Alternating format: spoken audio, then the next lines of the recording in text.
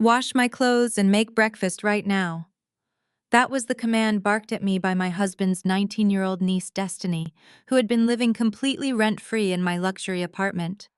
She actually threw a ball of her dirty underwear directly at my face. Without missing a beat, I grabbed that same soiled laundry and shoved it straight into her mouth. My husband rushed down the stairs ready to defend her, but he had no idea that my reaction was just the opening shot of a financial death sentence I had prepared for his entire family. Before I continue this story, let me know where you are watching from in the comments below. Hit like and subscribe if you have ever had to put an entitled relative in their place. My name is Chloe and I am 35 years old. I manage a highly successful private equity fund in Chicago. I built my wealth from the ground up working 80-hour weeks and making ruthless financial decisions that earned me a $6 million penthouse in the Gold Coast neighborhood. The floor-to-ceiling windows offer a panoramic view of Lake Michigan, which serves as a daily reminder of how far I have climbed. But all that financial success could not protect me from the toxic entitlement that had slowly infiltrated my own home. For the past 6 months, my husband Marcus had convinced me to let his niece Destiny stay in one of our guest suites. Marcus is a bank manager who loves to project an image of extreme wealth and power. He insisted that Destiny needed a stable environment to transition into adulthood. Because I loved my husband and valued family, I agreed. That was my first monumental mistake. Over those 6 months, I watched this 19-year-old girl transform my sanctuary into her personal playground. She contributed absolutely nothing to the household. She left her messes for my cleaning service to ate the expensive groceries I bought, and treated me like a hired servant rather than the woman funding her lavish lifestyle. It all reached a boiling point on a crisp Tuesday morning. I was sitting in my favorite burgundy leather armchair, enjoying a rare quiet moment with my espresso before the stock market opened. The apartment was silent, except for the soft hum of the coffee machine. That peaceful silence was shattered when Destiny stomped out of the guest corridor. She was wearing a silk designer robe that I recognized immediately. Because the charge had appeared on a supplementary credit card, I foolishly allowed Marcus to give her for extreme emergencies. She stood in the middle of my imported Persian rug, holding a bundled-up pile of laundry. She glared at me with a level of pure, unadulterated disrespect that made the air in the room turn completely cold. "Wash my clothes and make breakfast right now," she demanded, her voice dripping with absolute arrogance. She did not ask. She did not request. She commanded me in my own home. I simply looked at her, taking a slow sip of my hot espresso. My quiet refusal must have infuriated her because in the next second she reared back and threw the bundle of dirty laundry straight at me. A piece of her unwashed underwear hit me right across the cheek. For a fraction of a second, the entire world seemed to stop spinning. Any other woman might have cried or started screaming. But in my line of work, you do not survive by losing your temper. You survive by executing immediate, calculated retaliation. I set my espresso cup down on the glass table with a quiet click. I stood up smoothly, bridging the distance between us before she could even register my movement. I grabbed that filthy piece of fabric from the floor, grabbed her by the jaw, and forcefully shoved her own dirty laundry straight into her mouth. Destiny's eyes widened in sheer terror and shock. She stumbled backward, gagging and thrashing wildly against the counter. She ripped the fabric out of her mouth and started screaming hysterically. "You crazy witch!" she shrieked, her face turning a blotchy, angry red. "You stuck-up, arrogant snob! I am calling the police on you right now." She continued to spit out every vile insult she could think of, stamping her feet on my expensive hardwood floors like a spoiled toddler throwing a massive tantrum. The piercing noise echoed off the high ceilings of the penthouse, entirely shattering the morning peace. The screaming instantly woke Marcus. I heard his heavy footsteps pounding down the custom glass staircase. He rushed into the living room, wearing his tailored pajama bottoms, looking frantically between his hysterical niece and my perfectly calm posture. "What is going on down here?" Marcus yelled, rushing over to wrap his arms protectively around Destiny. "She attacked me," Destiny sobbed, burying her face into his chest while pointing an accusatory finger at me. "She shoved dirty clothes in my face for absolutely no reason. I just asked her for a little help with breakfast." Marcus turned his furious gaze toward me, His eyes were wide with dramatic outrage, playing the role of the ultimate family protector. "Are you completely out of your mind, Chloe?" he roared at me, his voice echoing off the glass windows. "She is just a 19-year-old kid. You do not lay hands on her. In this family, we protect each other. We are supposed to build each other up, not tear a young girl down." I did not raise my voice to match his frantic yelling. I simply walked over to the console table and pulled out a premium antibacterial wet wipe from the dispenser. I slowly and methodically wiped my hands clean, scrubbing every single finger with deliberate precision, while they both watched me in stunned silence. The sharp contrast between his emotional screaming and my absolute cold silence made the tension in the room thick enough to cut with a knife. When my hands were completely clean, I tossed the wipe into the trash bin. Then I pulled my phone from my pocket. Destiny was still sobbing theatrically against Marcus, waiting for her uncle to put me in my place. With one simple tap on my home security application, I disabled the specific Wi-Fi network routing to the guest wing. A second later, I opened my banking app. I navigated to the supplementary credit card account under Destiny's name. I hit the lock button, permanently freezing the account. I saw Destiny pull away from Marcus slightly as her phone buzzed in her silk robe pocket, signaling a sudden loss of connection. But I was nowhere near finished. I walked over to my leather briefcase resting on the counter and pulled out the physical credit card statement that had arrived in the mail the previous afternoon. I walked right up to Marcus, stopping mere inches from his face, and slapped the thick envelope hard against his bare chest. "Family does not spend $12,000 of my hard-earned money in a single month," I said, my voice dangerously low and steady. "Open it, Marcus. Read it out loud. Read the charges from Gucci, from Prada, from the luxury nail salons and the high-end steakhouses." She treated my bank account like her personal lottery winning while treating me like her maid. Marcus fumbled with the envelope, his confident savior act faltering slightly as he saw the bold print of the total balance due. He opened his mouth to make a pathetic excuse to try and manipulate me into believing this was somehow normal for a teenager transitioning into adulthood. "Do not even try to speak," I warned, cutting him off before he could form a single word. "I am looking at a man who lets his niece disrespect his wife in a home funded entirely by my labor. You tell her to pack her bags right now. She has exactly 1 hour to get her designer garbage out of my guest suite. If she is still standing on my property when the clock strikes 9, I am calling building security to physically drag her out to the curb. And if she resists, I will have the Chicago police arrest her for trespassing." Destiny gasped, fresh tears spilling down her cheeks, but this time they were real tears of financial panic, not manipulation. Marcus stared at me, his jaw tight as he realized I was not playing a game. The comfortable free ride was officially over and the harsh reality of consequence had finally arrived at our front door. The comfortable free ride was officially over, and the harsh reality of consequence had finally arrived at our front door. But Marcus was not the type of man to accept defeat gracefully. His initial shock quickly morphed into a desperate, fragile rage. He let go of Destiny and took 2 heavy steps toward me. He raised his hand and pointed his index finger directly in my face. His chest was heaving and the veins in his neck bulged against his skin. "You listen to me very carefully, Chloe," he growled, his voice vibrating with barely contained fury.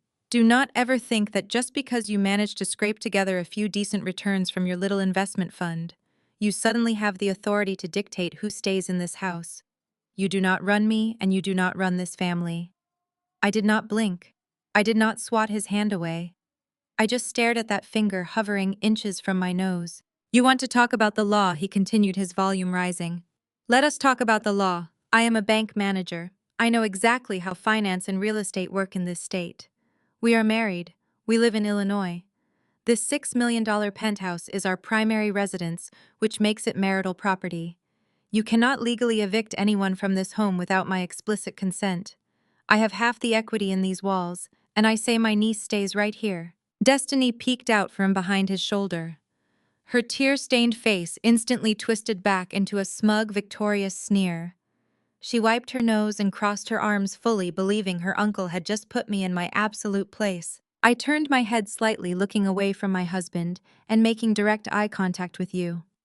I allowed a slow, razor-sharp smile to spread across my lips. Marcus was so confident in his grand declaration. He stood there puffing out his chest, believing he held the ultimate trump card. But there is a massive difference between a retail bank manager who approves car loans and a private equity fund manager who orchestrates corporate buyouts. What Marcus did not know, what he had been completely blind to for our entire marriage, was the true ownership structure of the very floor he was standing on. This penthouse is not marital property. It never was.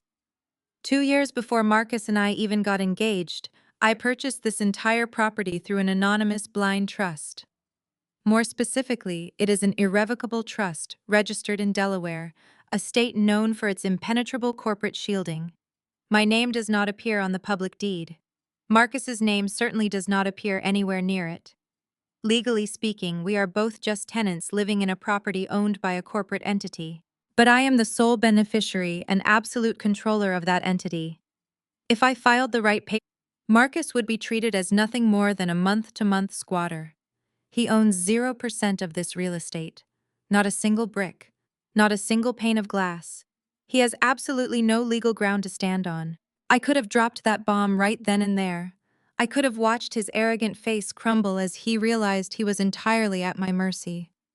I could have called my security team and had both of them thrown out onto the freezing Chicago pavement before noon. But my mind was already moving 10 steps ahead.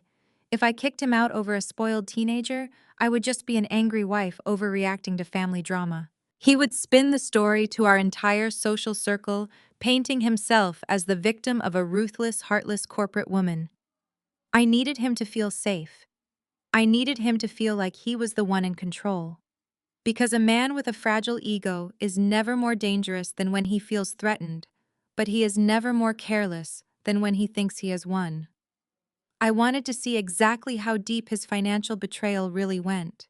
So I took a deep breath. I let my shoulders drop, simulating total defeat. I allowed my sharp smile to fade into a look of exhausted resignation. I looked down at the expensive hardwood floor, playing the part of the overwhelmed wife who had simply pushed things way too far. "You are right," I whispered, letting my voice tremble just enough to sound authentic. "I am just so stressed, Marcus. The market has been incredibly volatile this week and I have been working non-stop. I came out here exhausted and seeing those massive credit card charges just pushed me over the edge. I should not have reacted that way." The transformation in Marcus was instantaneous. The aggressive red flush left his face replaced by a sickeningly triumphant glow. He slowly lowered his finger and adjusted his posture, standing taller, feeling like the ultimate king of his castle. He had asserted his dominance, and his successful, wealthy wife had completely backed down. He walked over to me, placing a heavy, condescending hand on my shoulder. "See, Chloe, this is what happens when you let your work stress bleed into our family life," he said, his voice adopting a sickeningly paternalistic tone. "You lose perspective. You get emotional, and you lash out at the people who care about you. Destiny is young. She is finding her way. Yes, the credit card bill was high, but we are blessed with abundance. We can afford to be generous. You need to learn how to soften up and act like a proper, supportive wife, instead of treating this family like one of your hostile takeovers." Destiny walked out from behind him, marching right up to my face. She snatched the credit card statement out of my hand with a violent yank. "Do not ever touch me again," she spat, her voice dripping with pure venom. "Uncle Marcus is right. You are just a bitter workaholic who does not know how to be a real woman." Every instinct in my body screamed at me to grab her by her braided hair and drag her out the front door. My hands actually ached with the intense physical effort of keeping them locked at my sides. But I kept my eyes fixed on Marcus, acting appropriately chastised and broken. "I will pay the bill," I said softly, keeping my head lowered to hide my eyes. "But Destiny needs to understand there are limits. I will reauthorize the card, but with a strict $2,000 monthly cap. And she has to start cleaning up her own messes in the guest wing. That is all I ask." Marcus smiled a wide, arrogant grin that showed all his teeth. "That is perfectly reasonable," he declared, acting like the generous mediator. "See how easy things are when you just communicate properly instead of throwing tantrums." He pulled Destiny into a side hug. "Go get dressed, sweetheart. I will take you out for a nice brunch to calm your nerves. My treat." I stood perfectly still as I watched them walk away. They chatted happily as they headed back toward the guest corridor, completely oblivious to the fact that they had just sealed their own fates. Marcus thought he had mastered me. He thought he had successfully manipulated his rich wife into continuing to fund his family's extravagant lifestyle. He truly believed he held all the power in our marriage because he possessed a fundamental misunderstanding of who I actually was. As soon as they were out of sight, I pulled my phone back out. I reauthorized the secondary credit card exactly as I promised. But right after that, I opened an encrypted messaging application and typed a quick, secure message to my lead forensic accountant. The text was simple and direct. I need a full covert audit of every single joint account I share with Marcus dating back to the day we got married. Flag any unauthorized transfers, wire movements, or hidden offshore deposits immediately. Do not alert his bank under any circumstances. I locked my phone and slid it back into my pocket. Marcus wanted to play the role of the dominant provider using my money. He wanted to throw Illinois marital law in my face to protect a disrespectful brat. He wanted a war. He just did not realize that I had already drafted the battle plans, built the armory, and loaded the weapons. The trap was perfectly set, and the countdown to his absolute destruction had officially begun. The silence in the room became absolute. The faint clinking of my porcelain teacup against its saucer echoed like a gunshot. Bradley uncrossed his arms. The condescending smirk that had been plastered across his face completely evaporated, leaving behind a pale mask of shock. He glanced nervously at Marcus, who suddenly found the hardwood floor incredibly interesting. Vanessa stepped out from behind her husband, her face twisted in a mixture of embarrassment and pure rage. "How dare you throw that in our faces?" she shrieked, pointing a manicured finger at me. "We are family. You are supposed to help.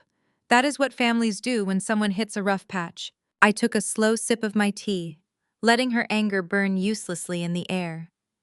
"Paying for your mother's nursing home is helping Vanessa," I corrected her, keeping my voice perfectly level. "Allowing your spoiled daughter to treat me like a maid while charging $12,000 to my credit card is not helping. That is exploitation. And frankly, I am entirely out of the exploitation business." Vanessa planted her hands on her hips, stepping closer to me. The jealousy that had always simmered beneath her fake smiles finally boiled over. "You think you are so untouchable now just because you wear designer suits and sit in a glass office," she sneered. "You forget where you came from, Chloe. You forget that Marcus elevated you. If you dare kick my daughter out of this house, Marcus will divorce you before you can even blink.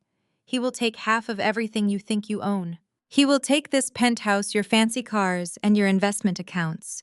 You will be right back in the South Side scraping by on pennies." Bradley, having recovered a fraction of his shattered ego, decided to back up his wife. His corporate savior complex kicked right back into high gear.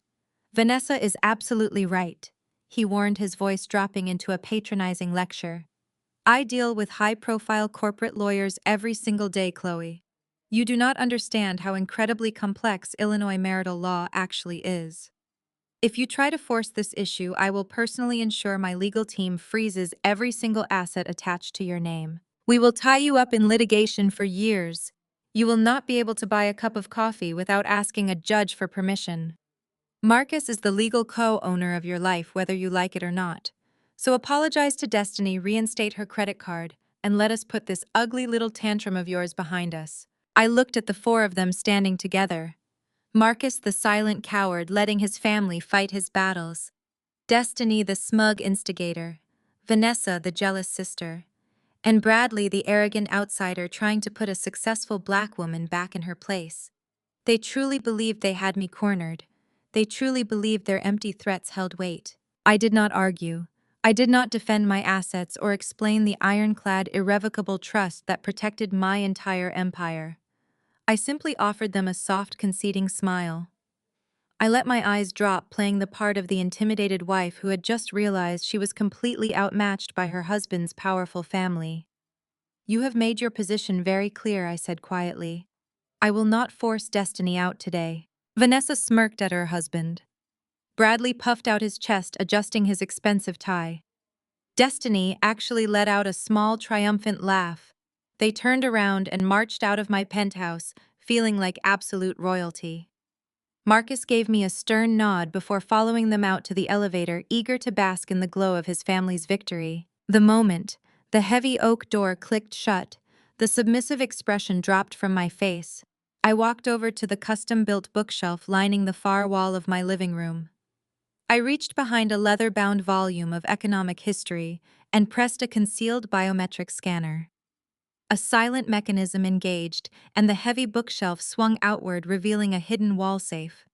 I punched in my passcode and pulled out a thick manila folder. Printed clearly on the front cover was the corporate logo of Bradley's supposedly successful health tech company. I looked directly at you, holding the folder up. Bradley was entirely correct about one thing, I confessed. The law is incredibly complex. But the area of law he should be worrying about right now has absolutely nothing to do with divorce or marital assets. He should be worrying about federal securities fraud. I had not amassed a 9-figure net worth by being trusting.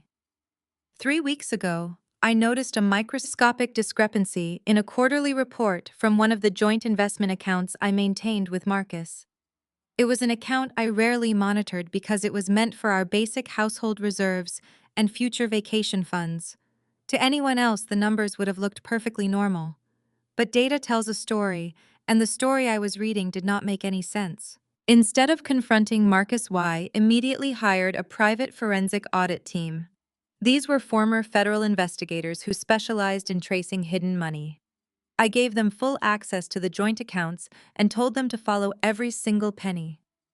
They worked quietly in the shadows, dismantling my husband's financial footprint piece by piece. The results of their investigation were delivered to my secure server just 48 hours before Destiny threw that dirty laundry in my face.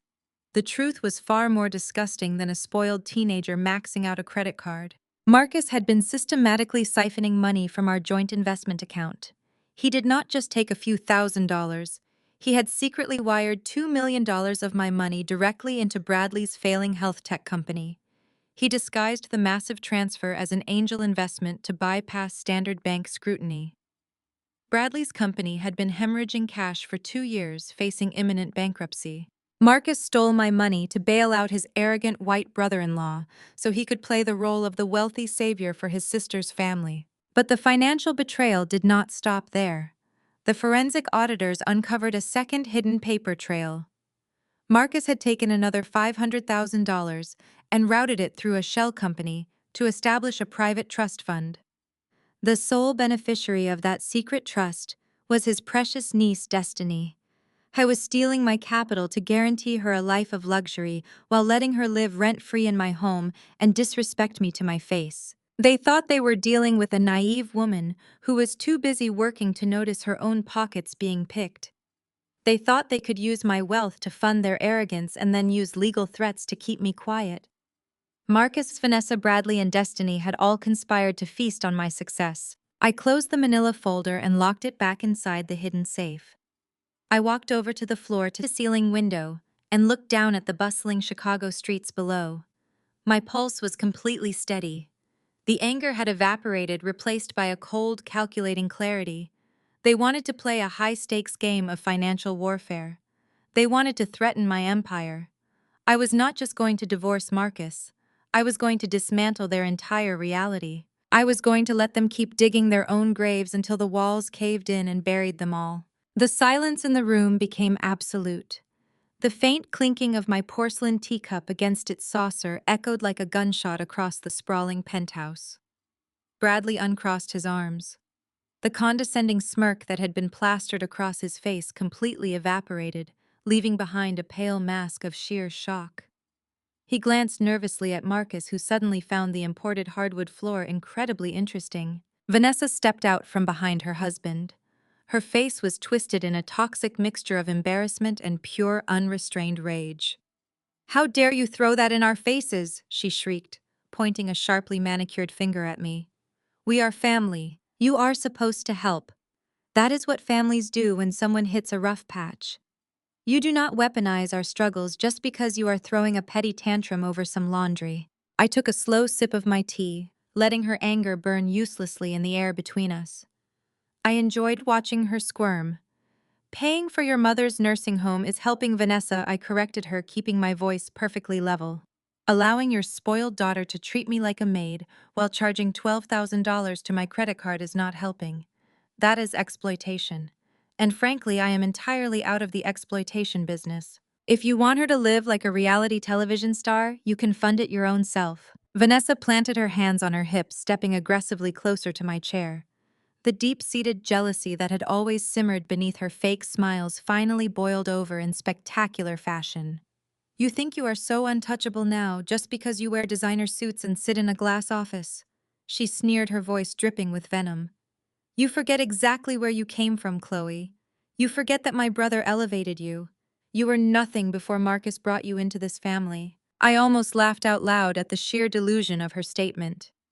Marcus was a retail branch manager drowning in $80,000 of student debt when we met.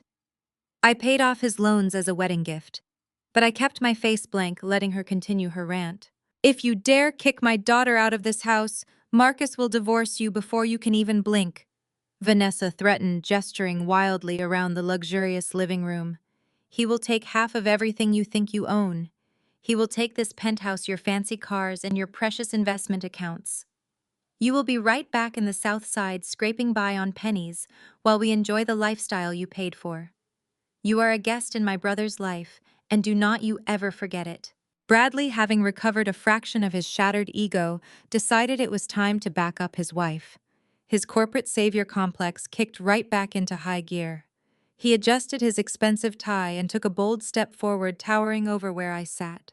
He looked down his nose at me clearly, desperate to reclaim his position of supreme authority.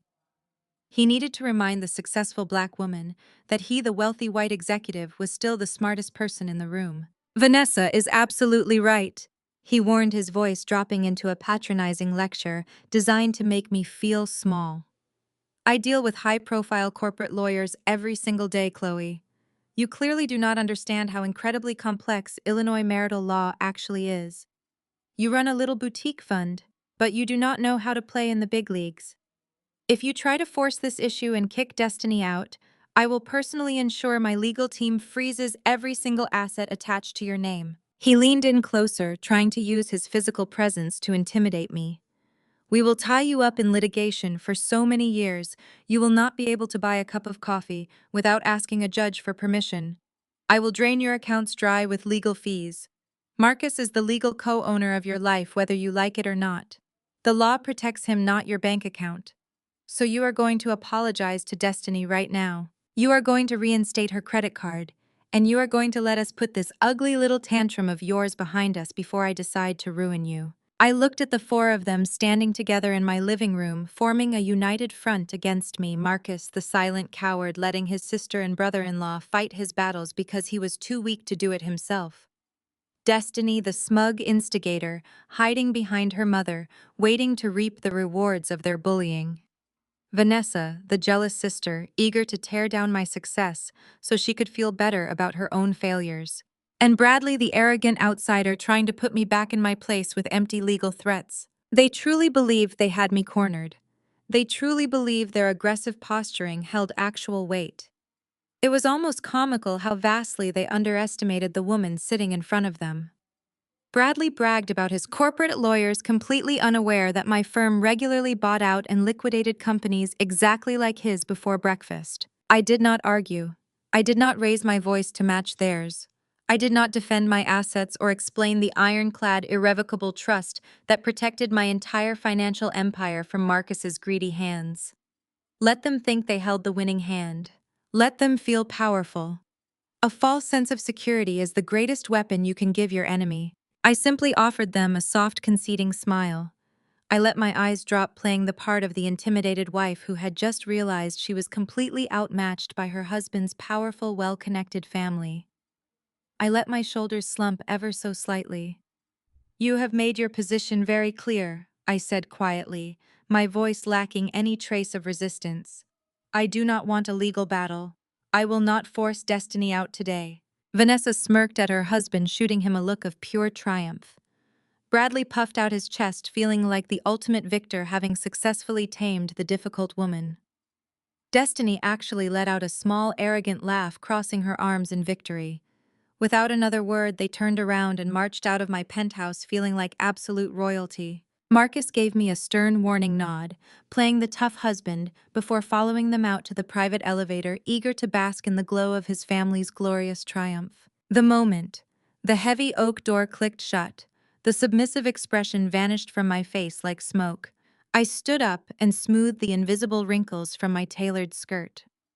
The air in the penthouse suddenly felt clean again. I walked over to the massive custom-built bookshelf lining the far wall of my living room. I reached behind a heavy leather-bound volume of economic history and pressed my thumb against a concealed biometric scanner built seamlessly into the wood. A quiet mechanical click sounded, and the heavy bookshelf swung outward, revealing a hidden reinforced steel wall safe. I punched in my 12-digit passcode and pulled out a thick, heavy manila folder.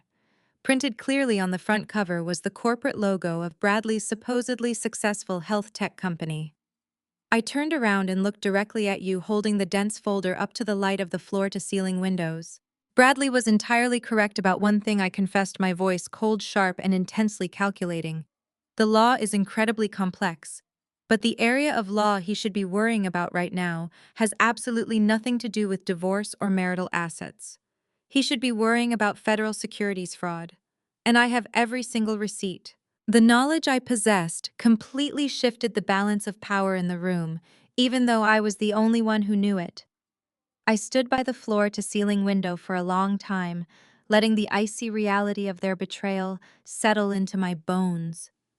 The forensic audit team had not just handed me a total sum of the stolen money.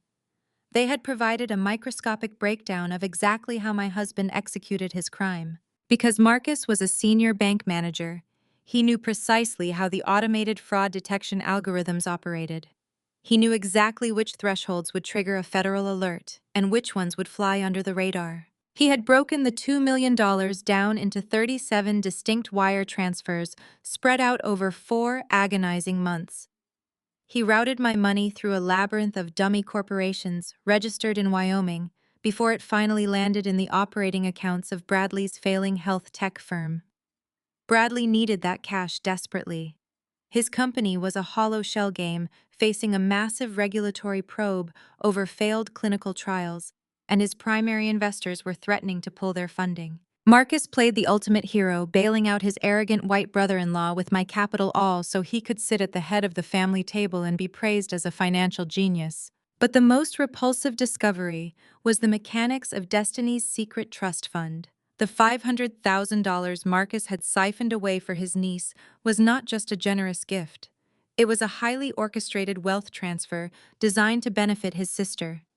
The trust documents contained a specific clause that allowed Vanessa to draw a massive monthly administrative salary simply for acting as the legal guardian of the funds. They were quite literally using my hard-earned wealth to pay Vanessa a 6-figure income. The entire family was securely on my payroll. They were eating my food, spending my money, and financing their fake elite lifestyle with my investments while marching into my home to demand my respect. I watched the city lights flicker to life across the Chicago skyline. They wanted to play a high-stakes game of financial warfare. They wanted to threaten my empire with amateur legal posturing. I was not just going to divorce Marcus. I was going to dismantle their entire reality. I was going to let them keep digging their own graves until the walls caved in and buried them all. Later that evening, the heavy front door clicked open. Marcus walked into the penthouse alone. He had completely dropped his aggressive posturing from earlier in the day. Now he was transitioning smoothly into his next character, the deeply wounded but unconditionally forgiving husband. He took off his suit jacket, poured 2 glasses of expensive red wine, and approached me in the kitchen with a soft, rehearsed look of deep concern. He handed me a glass and let out a heavy, dramatic sigh. "I hate fighting with you, Chloe," he murmured, his voice dripping with fake sincerity. "I really do. Today got completely out of hand, and I take responsibility for my part in that. But we are a team. We are supposed to be building a legacy together, not tearing each other apart over trivial family misunderstandings." I took the glass and looked at his earnest, lying face. I knew exactly what was coming next. The setup. He set his wine down and reached into his leather briefcase, pulling out a sleek, professionally bound document. I have been doing a lot of thinking about what Bradley said today. He continued, adopting a tone of gentle logic about marital assets and legal protections.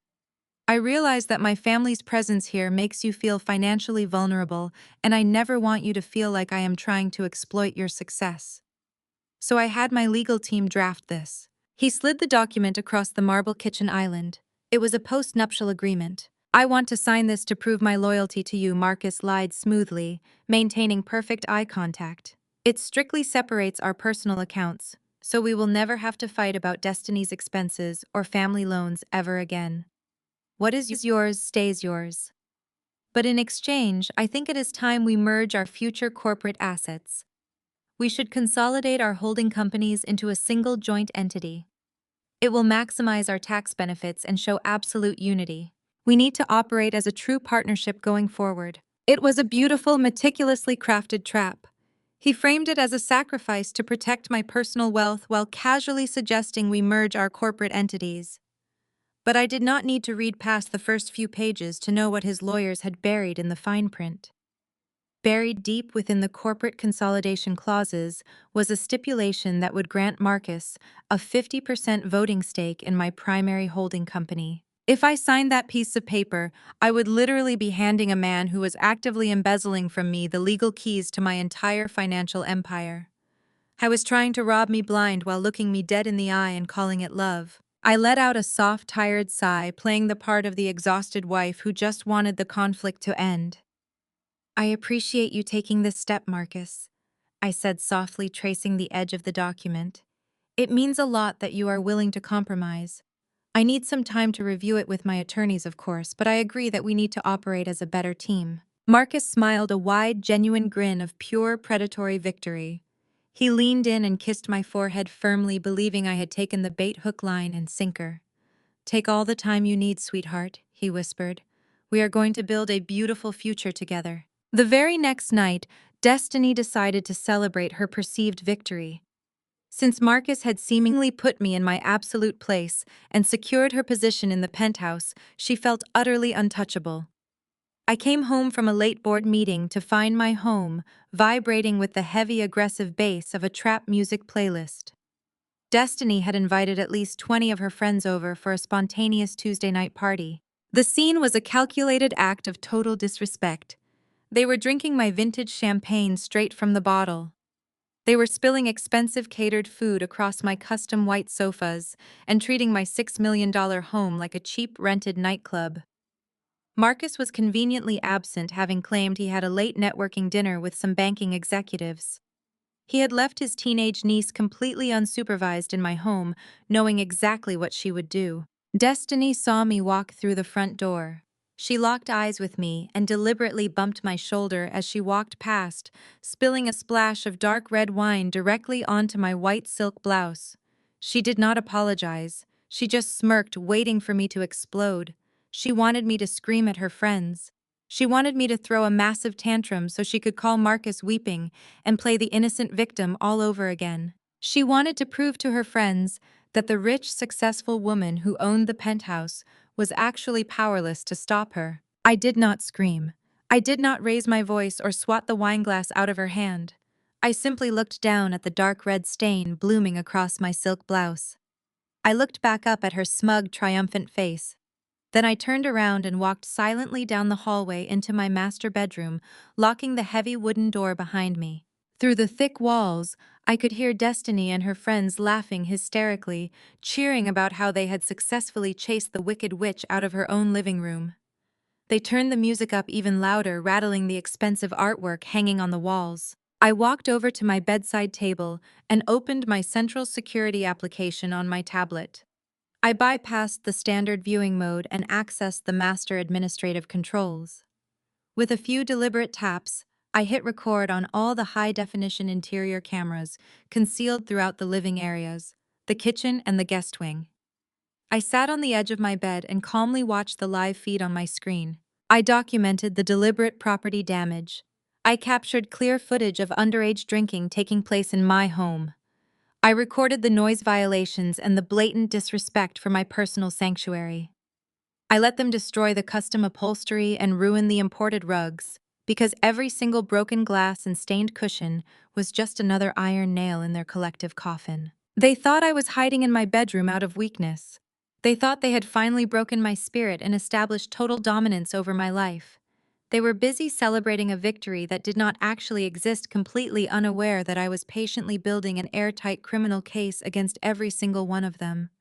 The trap was fully set, and I was just waiting for the perfect moment to spring it. The morning sun poured through the floor-to-ceiling windows, illuminating the absolute destruction Destiny and her friends had left behind. I stepped out of my master suite at exactly 6 o'clock. The penthouse smelled of stale cheap beer, spilled liquor, and overwhelming disrespect. My custom white sofas were stained with dark footprints. A crystal vase my grandmother had gifted me lay shattered in pieces near the kitchen island. Destiny was passed out on a ruined lounge chair, still wearing her muddy sneakers. Marcus walked out of the guest wing fully dressed in a tailored navy suit. He surveyed the damage across our living room and had the audacity to chuckle softly. He looked at me with a patronizing smile, completely unbothered by the thousands of dollars in property damage surrounding us. "Kids will be kids, Chloe," he said, waving his hand dismissively. "Do not overreact. I will have my cleaners come by later to handle this. It is just a little mess." He walked over to the kitchen counter and poured himself a cup of coffee. He was testing my boundaries again, waiting to see if I would explode so he could call me emotional and unstable. I kept my face entirely blank. I did not scream about the ruined furniture or the broken crystal. I simply poured my own coffee and leaned against the marble counter, seeing my apparent submission. Marcus smoothly transitioned back into his role of the loving, accommodating husband. He set his mug down and stepped closer, lowering his voice into a gentle, persuasive tone. "Have you had a chance to look over the post-nuptial agreement I gave you last night?" he asked. "I know you are stressed about the house and Destiny, but signing that document will give us both peace of mind. It protects your personal money just like you want. But consolidating our corporate assets proves that we are a real team. I just want us to be completely united, Chloe. We need to present a united front, especially tonight." I was referencing the annual Chicago Health and Tech Charity Gala taking place that evening. It was a massive high society event at the Field Museum, heavily sponsored by Bradley's company. Marcus had been talking about it for weeks, eager to rub shoulders with the wealthy white elite that Bradley associated with. "It is going to be a room full of heavy hitters tonight," Marcus continued, adjusting his silk tie. "Bradley is introducing me to his board of directors. I need you by my side looking supportive. Just wear something understated so we blend in properly. And if you sign that agreement before we go, it would really show me that you trust my leadership in this family." I thought I was subdued because Destiny had broken my spirit. He thought I was ready to surrender my financial empire just to buy some peace in my own home. I looked up at him, playing the part of the tired, devoted wife flawlessly. "My lawyers are reviewing the final clauses today," I lied softly. "I will have it signed and ready for you very soon. And do not worry about tonight. I will be right by your side, playing my part perfectly." Marcus beamed a wide, arrogant smile of pure predatory victory. He kissed my cheek, feeling like the absolute master of his universe, and headed out the door to his bank. He had no idea that I had spent the entire night compiling the security footage of his niece destroying my home, forwarding it directly to my legal team to add to our growing criminal dossier. Hours later, I arrived at the Field Museum on Marcus's arm. I did not wear something understated. I wore a custom-tailored emerald green gown that commanded the attention of the room the second I walked through the double doors. Marcus gripped my arm a little too tightly, clearly annoyed that I was drawing eyes away from him, but he kept his fake smile plastered on for the cameras. We found Vanessa and Bradley holding court near the center of the grand hall. Destiny was there too, wearing a designer dress she had definitely purchased with my money before I froze the supplementary card. Bradley was in his absolute element, surrounded by older, wealthy white executives holding crystal glasses of champagne. He saw us approach, and his chest puffed out with undeniable arrogance. He immediately pulled Marcus into the circle, eager to play the role of the generous, powerful mentor. "Gentlemen, I want you to meet my brother-in-law, Marcus Bradley." announced, clapping Marcus heavily on the shoulder. He is a rising star in the banking sector, and frankly, the financial mastermind of our family.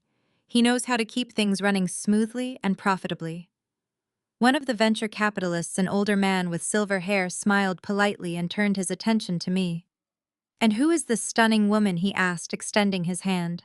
Before I could introduce myself, Bradley waved his hand dismissively, cutting me off.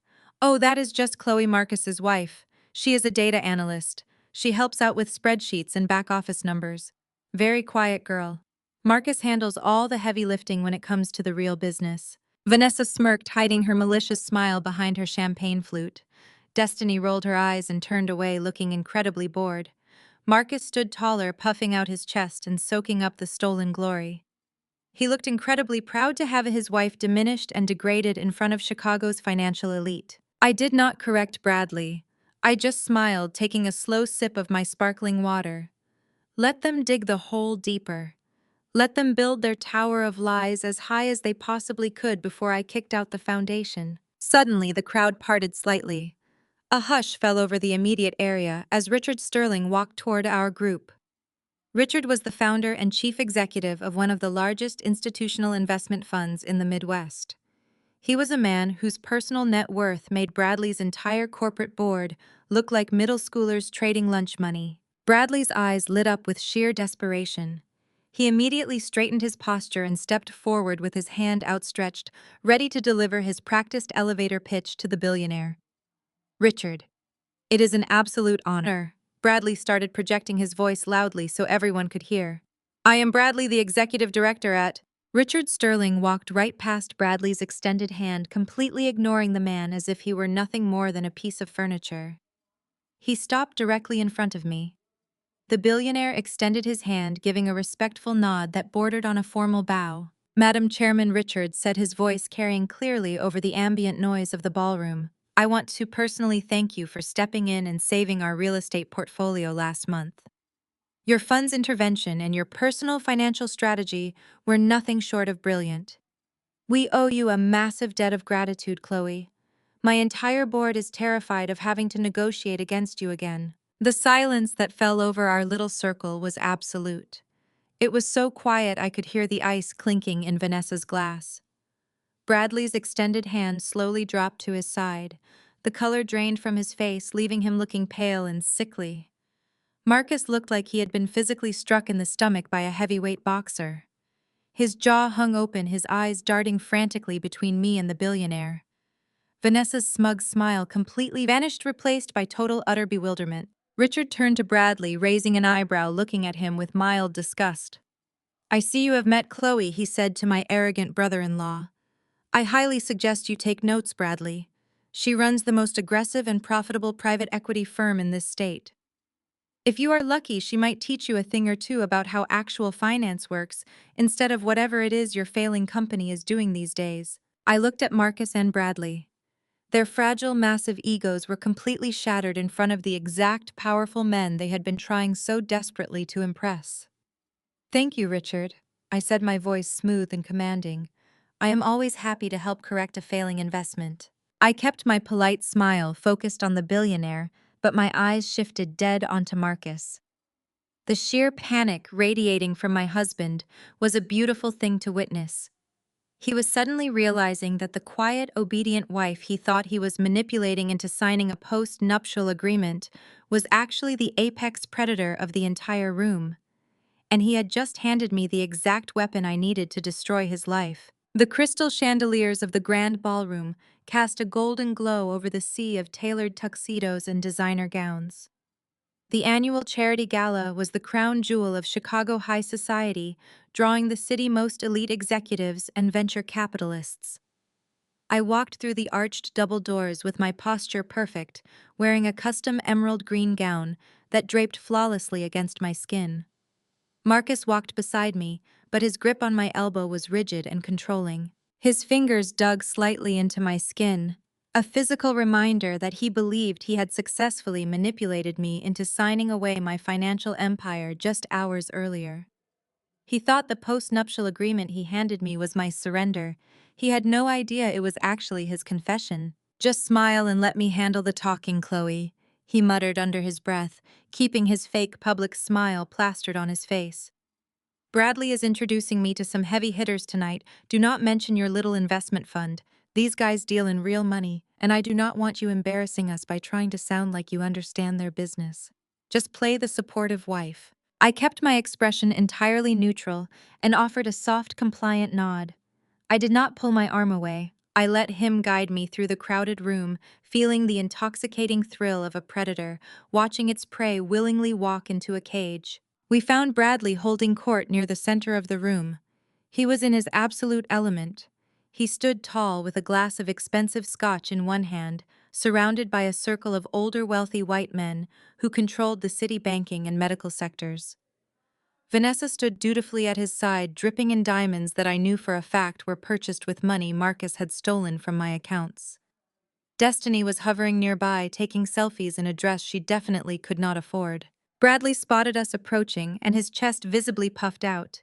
His deep-seated arrogance and white savior complex radiated from him in waves.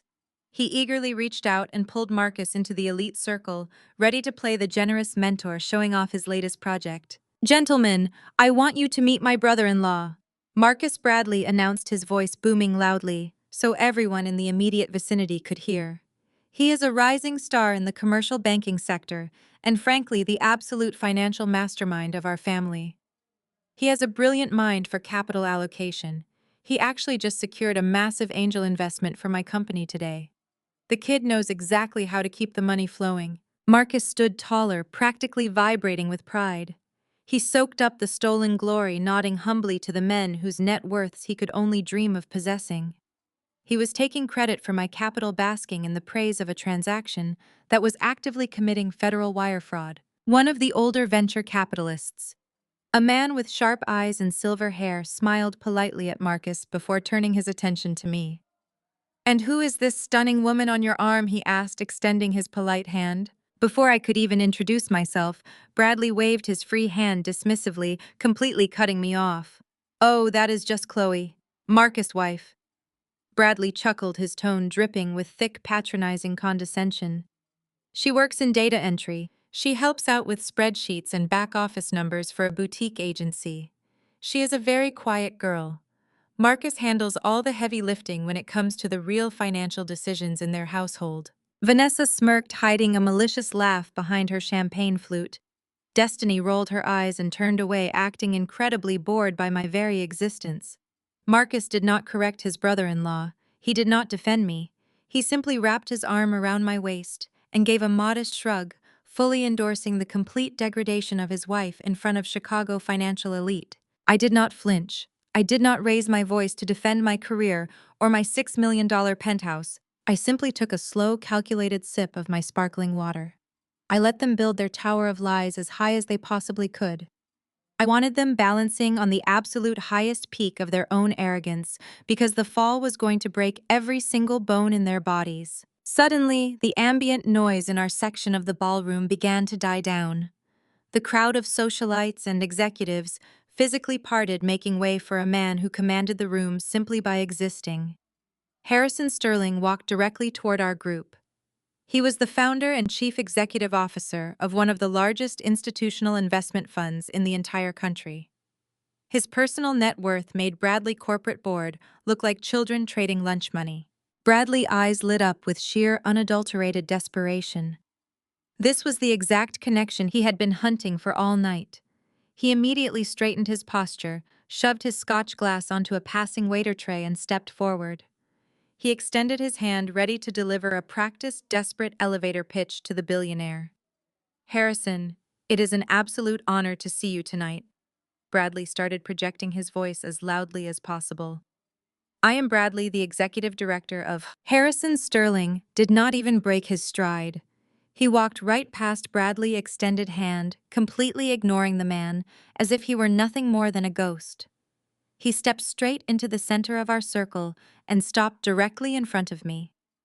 The billionaire extended his hand and gave a respectful nod that bordered on a formal bow. "Madam Chairman Harrison," said his deep voice, carrying flawlessly over the silence of the crowd, "I have been looking for you all evening. I wanted to personally thank you for stepping in and saving our commercial real estate portfolio last month." Your fund intervention and your personal financial strategy were nothing short of brilliant. We owe you a massive debt of gratitude, Chloe. My entire board of directors is absolutely terrified of ever having to negotiate against you again. The silence that fell over our little circle was absolute and deafening. It was so quiet I could hear the ice shifting in Vanessa Glass. Bradley's extended hand slowly dropped to his side. The color completely drained from his face, leaving him looking pale, sickly, and utterly humiliated. Marcus looked like he had been physically struck in the stomach by a freight train. His jaw hung open, his eyes darting frantically between me and the billionaire titan standing before us. Vanessa's smug smile vanished, completely replaced by total, utter bewilderment. Harrison turned his head slightly, looking at Bradley with an expression of mild, intense disgust. He raised one silver eyebrow. "I see you have met Chloe," he said to my arrogant brother-in-law. "I highly suggest you close your mouth and take diligent notes, Bradley. She runs the most aggressive and highly profitable private equity firm in this state. If you are incredibly lucky, she might teach you a thing or two about how actual high-level finance works instead of whatever amateur operation your failing company is attempting these days." I looked at Marcus and Bradley. Their massive, fragile egos were completely shattered in an instant. They had tried to diminish me in front of the exact powerful men they had been trying so desperately to impress, and the universe had just delivered an immediate, lethal correction. "Thank you, Harrison," I said, my voice smooth, commanding, and completely devoid of arrogance. "I am always happy to step in and correct a failing investment when the leadership proves incompetent." I kept my polite professional smile focused entirely on the billionaire, but I let my eyes shift dead onto Marcus. The sheer, unadulterated panic radiating from my husband was a truly beautiful thing to witness. I could see the gears turning violently in his head. He was suddenly realizing that the quiet, obedient wife he thought he was manipulating into signing a fraudulent post-nuptial agreement was actually the apex predator of the entire room. He realized I did not just work with spreadsheets. I bought and sold entire corporations, and he had just handed me the exact financial weapons I needed to destroy his life.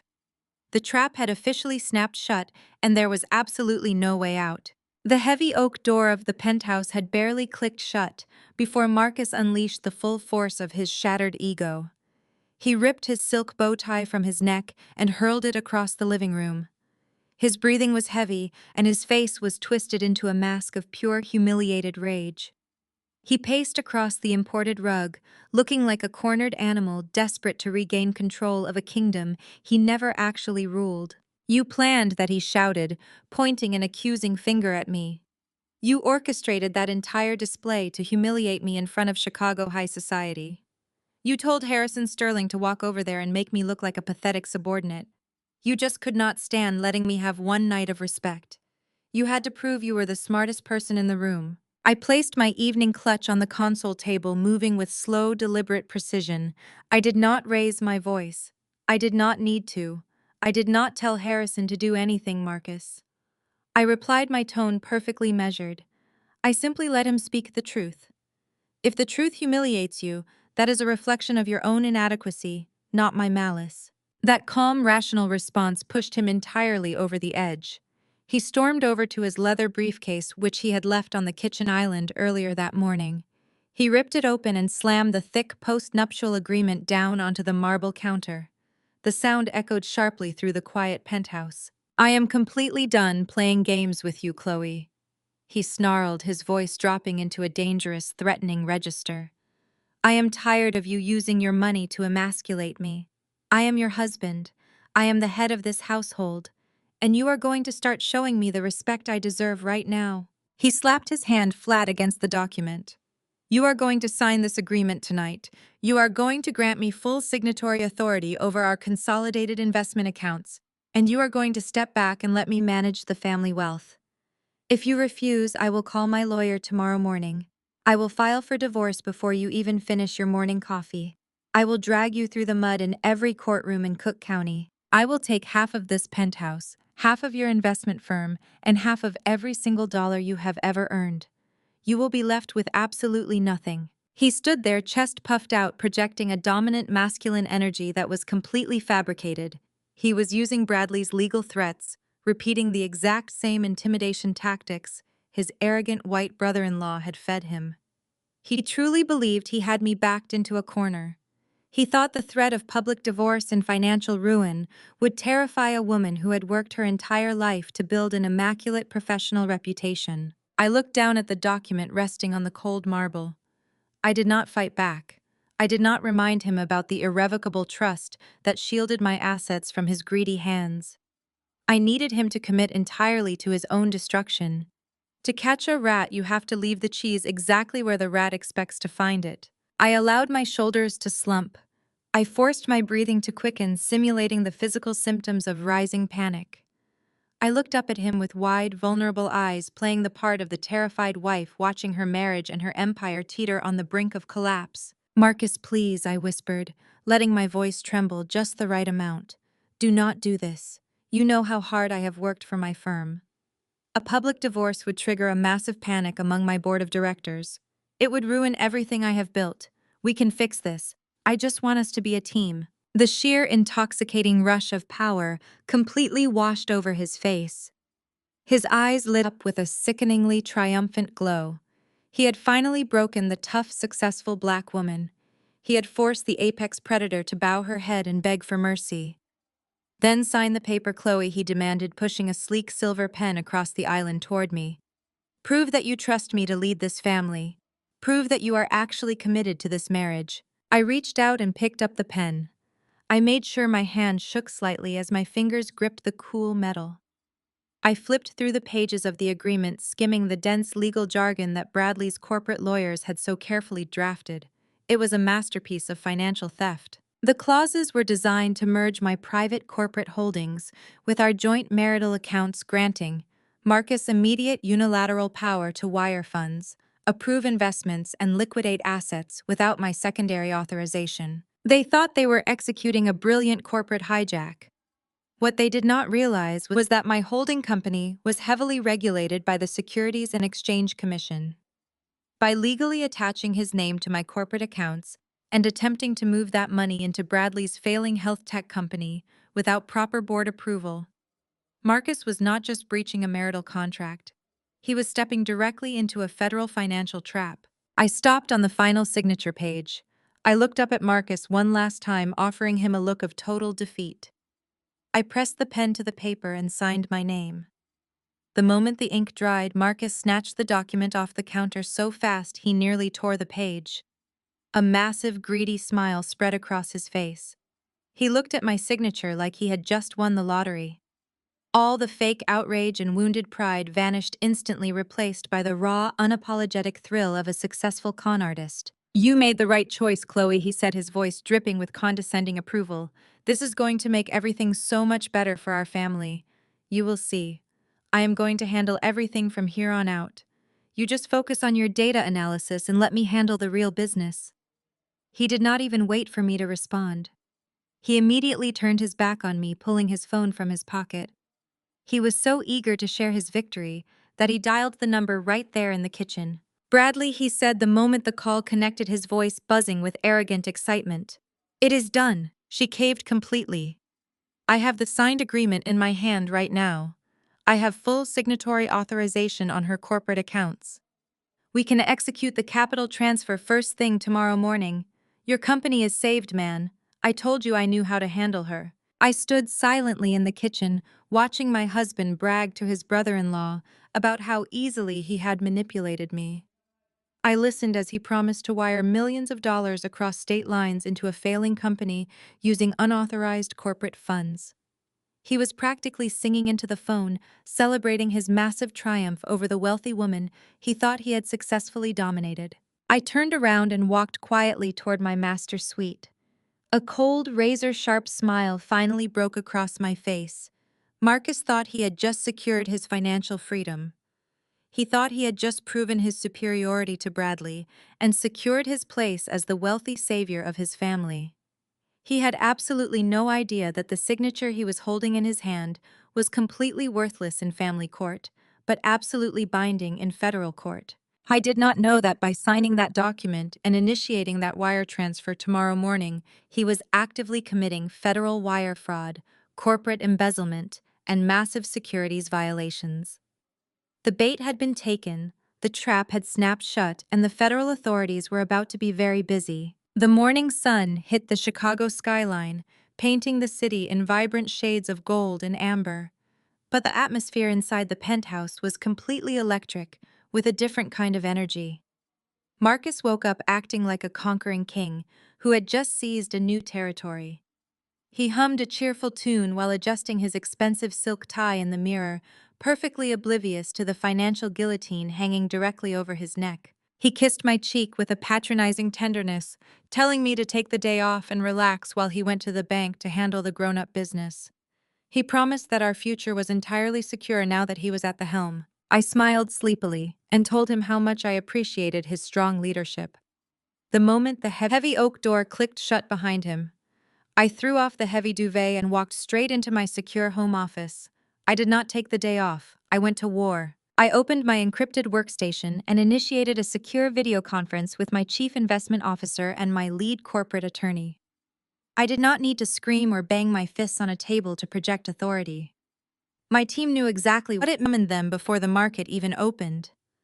I brought up the comprehensive financial dossier on Bradley's failing health tech company. Bradley projected the image of a wealthy, untouchable white executive, but his balance sheets told the story of a desperate amateur drowning in an ocean of toxic debt.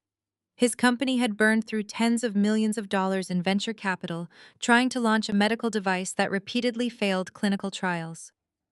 To keep the lights on and maintain his lavish personal lifestyle, he had leveraged everything.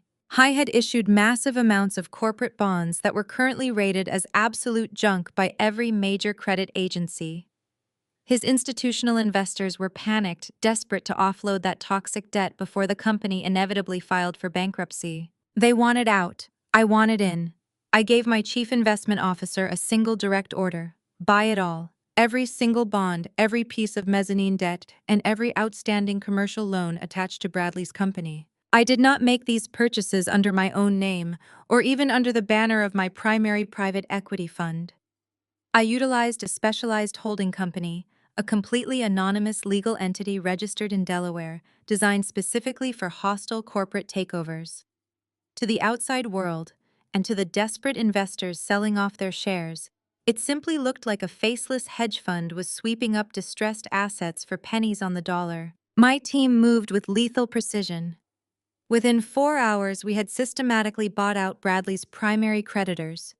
We acquired his commercial real estate loans and swallowed up 80% of his outstanding corporate bonds. O'clock in the afternoon, the hostile acquisition was completely finalized. Bradley still sat in his corner office believing he was the chief executive of his company, but he was nothing more than a puppet on my string. I was officially his largest senior creditor. I owned the debt on his laboratory equipment. I owned the mortgage on his corporate headquarters. I held absolute legal authority to demand immediate repayment, liquidate his assets, and strip him of his executive title, the very second he violated a single financial covenant. I closed the acquisition files and leaned back in my leather chair, staring out at the freezing waters of Lake Michigan. The power dynamic had completely inverted, but the beauty of the strategy was that the men trying to ruin me were entirely blind to it. My phone vibrated on the glass desk. An automated security alert flashed across the screen from my corporate banking platform. Marcus had done exactly what I knew he would do. He had marched into his bank, presented the fraudulently obtained post-nuptial agreement to authorize his access, and initiated a massive wire transfer. I watched the digital transaction log update in real time. $2 million was officially pulled from a corporate reserve account attached to my firm. The funds were instantly routed across state lines destined for the primary operating account of Bradley's health tech company. Marcus thought he was executing a brilliant capital injection to save his brother-in-law. He thought he was proving his financial dominance. He had absolutely no idea that he had just committed textbook federal wire fraud by moving corporate funds across state lines without proper board authorization. Furthermore, because I now secretly owned Bradley's company debt, that stolen $2 million was essentially being transferred from my left pocket directly into my right pocket. Marcus had risked decades in a federal penitentiary to steal my money and hand it right back to me. I tapped the screen and securely forwarded the finalized transaction records, the IP address of the wire transfer, and the time-stamped authorization logs directly to my forensic audit team. I instructed them to bundle the financial evidence with the security footage of Destiny destroying my home and the audio recordings of Marcus admitting his intentions. The criminal dossier was now completely airtight. It was a masterpiece of self-inflicted destruction. An hour later, my personal phone buzzed with a text message. It was a group chat notification initiated by Vanessa. The message was dripping with fake enthusiasm and triumphant arrogance. Bradley just secured a massive new round of funding for his company. Vanessa typed, adding several celebratory emojis. He wants to take the whole family out to dinner tonight to celebrate his incredible leadership and Marcus's brilliant banking connections. We are booking the private room at Gibson's Steakhouse. 8 o'clock sharp. Do not be late, Chloe. I stared at the screen, letting out a soft, dry laugh. They wanted to celebrate. They wanted to sit in a high-end steakhouse, order $1,000 bottles of wine and toast to their successful theft, while looking me dead in the eye. They wanted to gloat over the woman they believed they had successfully broken and plundered. I typed a simple, polite response. I would not miss it for the world. See you all at 8. I stood up from my desk and walked into my master closet.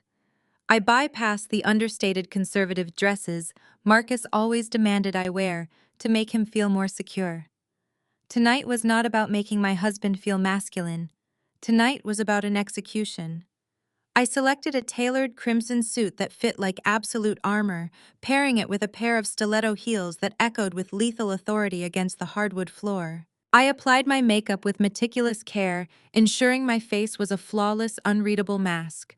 I was about to walk into a room filled with people who despised my success, envied my wealth, and felt entirely justified in stealing my resources to fund their unearned arrogance. They believed they were gathering to celebrate my financial surrender. They had no idea they had actually invited me to deliver their eulogy. I grabbed my leather briefcase, sliding the massive stack of explosive financial documents inside, and walked out the door ready to burn their entire kingdom to the ground. I sat in the back of my chauffeured Maybach, watching the vibrant lights of downtown Chicago blur past the tinted windows. The heavy leather briefcase rested securely on the seat beside me. I had about 20 minutes before I arrived at the steakhouse, and I wanted to savor the absolute masterpiece of evidence my security team had just compiled for me. I opened my encrypted tablet and tapped on a highly secured video file. The screen flickered to life, displaying a crystal-clear high-definition feed from the hidden camera positioned perfectly inside my private home office. The timestamp on the top corner read 2:15 earlier this exact afternoon. Marcus had brought Bradley back to our penthouse while I was busy executing my hostile takeover of Bradley's company. I watched the screen as my husband walked behind my custom mahogany desk, completely invading my personal sanctuary. He reached into my private liquor cabinet and pulled out a bottle of rare imported bourbon that I had received as a gift from a foreign diplomat. He poured 2 generous glasses and handed one to his arrogant white brother-in-law. Bradley took the glass, swirling the amber liquid with a look of supreme, smug satisfaction. To the new financial foundation of this family, Bradley proposed holding his glass up in the air. You really did it, Marcus. I honestly thought she was going to fight you tooth and nail. I deal with corporate women like Chloe all the time. They are stubborn and they hate giving up control.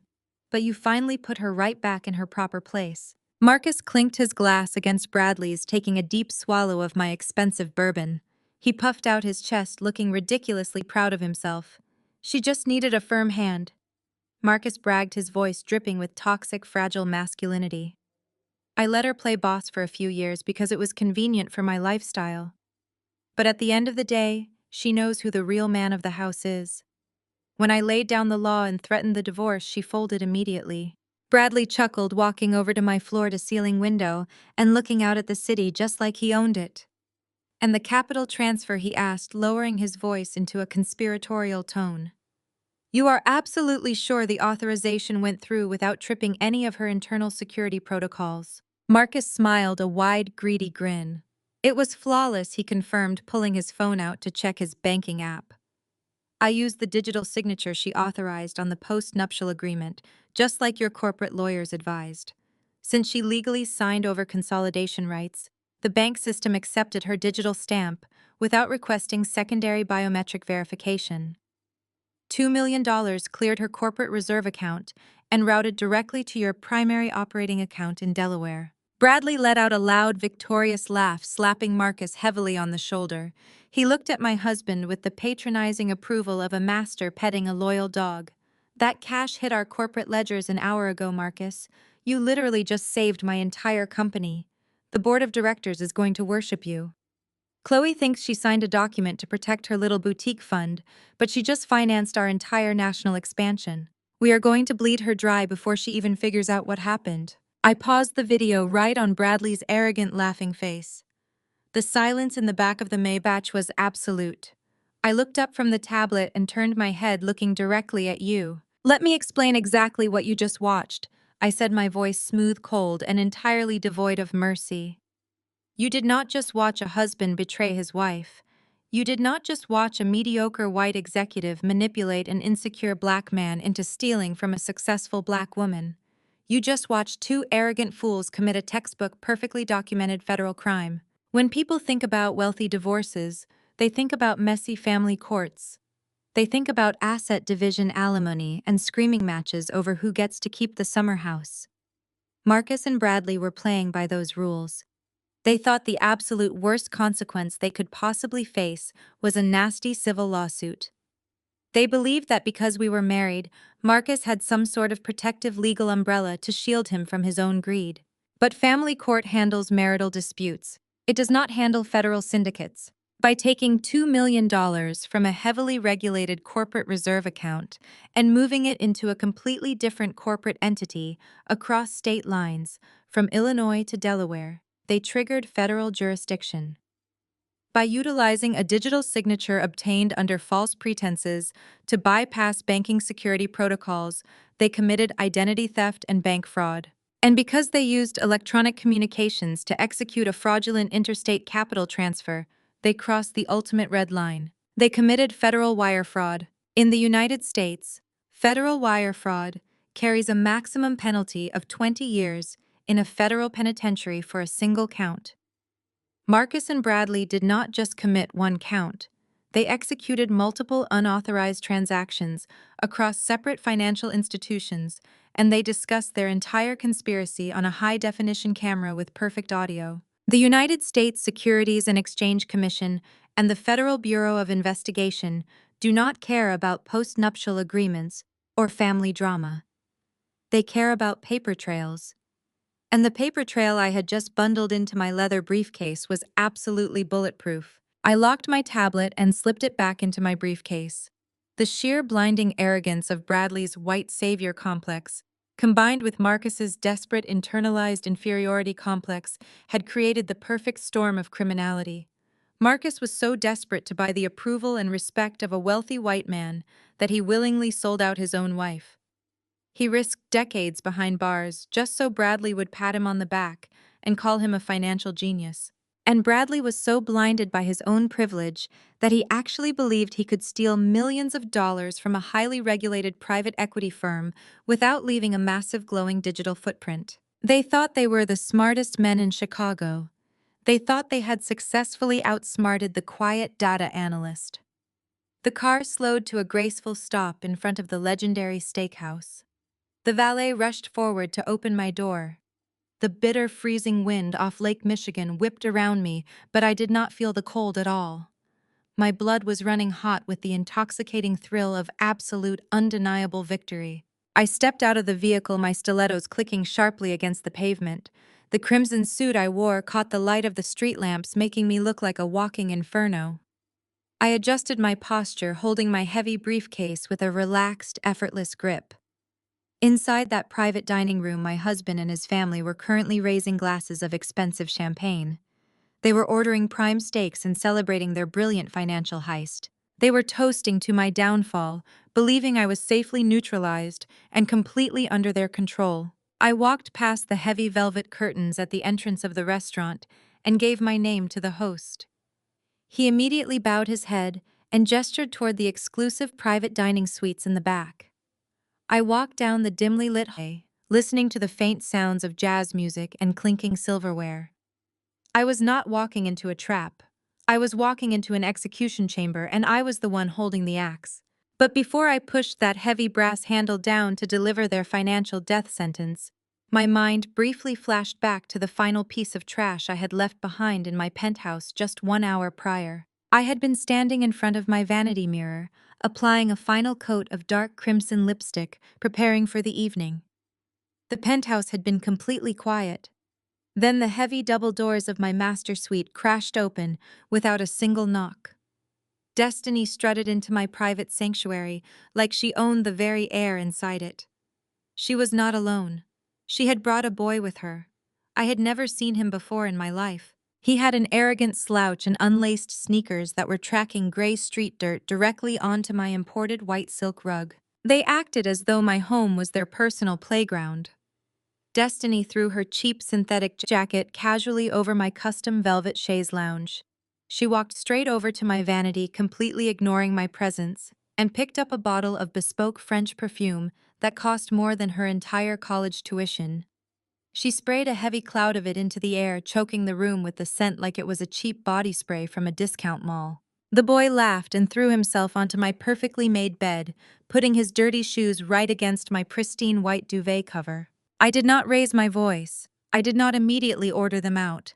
I simply capped my lipstick, set it down on the glass table, and turned around to face her. "You might want to start putting your fancy clothes in cardboard boxes," Destiny announced, her voice echoing with loud, unearned confidence. She looked at me through the vanity mirror with a vile, arrogant sneer. "Uncle Marcus just texted my mom. He signed the corporate papers today. Uncle Bradley said you are officially losing control of your assets and this marriage. Marcus is taking over the penthouse entirely, and I am moving into this master suite. My boyfriend and I need more space, so you are going to be out on the street by the end of the week." She crossed her arms, looking incredibly proud of herself. She leaned against my vanity, entirely convinced that the powerful men in her family had successfully broken me. She thought she was delivering the final crushing blow to my spirit. I looked at the boy lounging on my bed. He smirked at me, clearly enjoying the fact that he was participating in the humiliation of a successful woman. I did not scream. I did not throw a tantrum. I simply walked right past them into my expansive walk-in closet.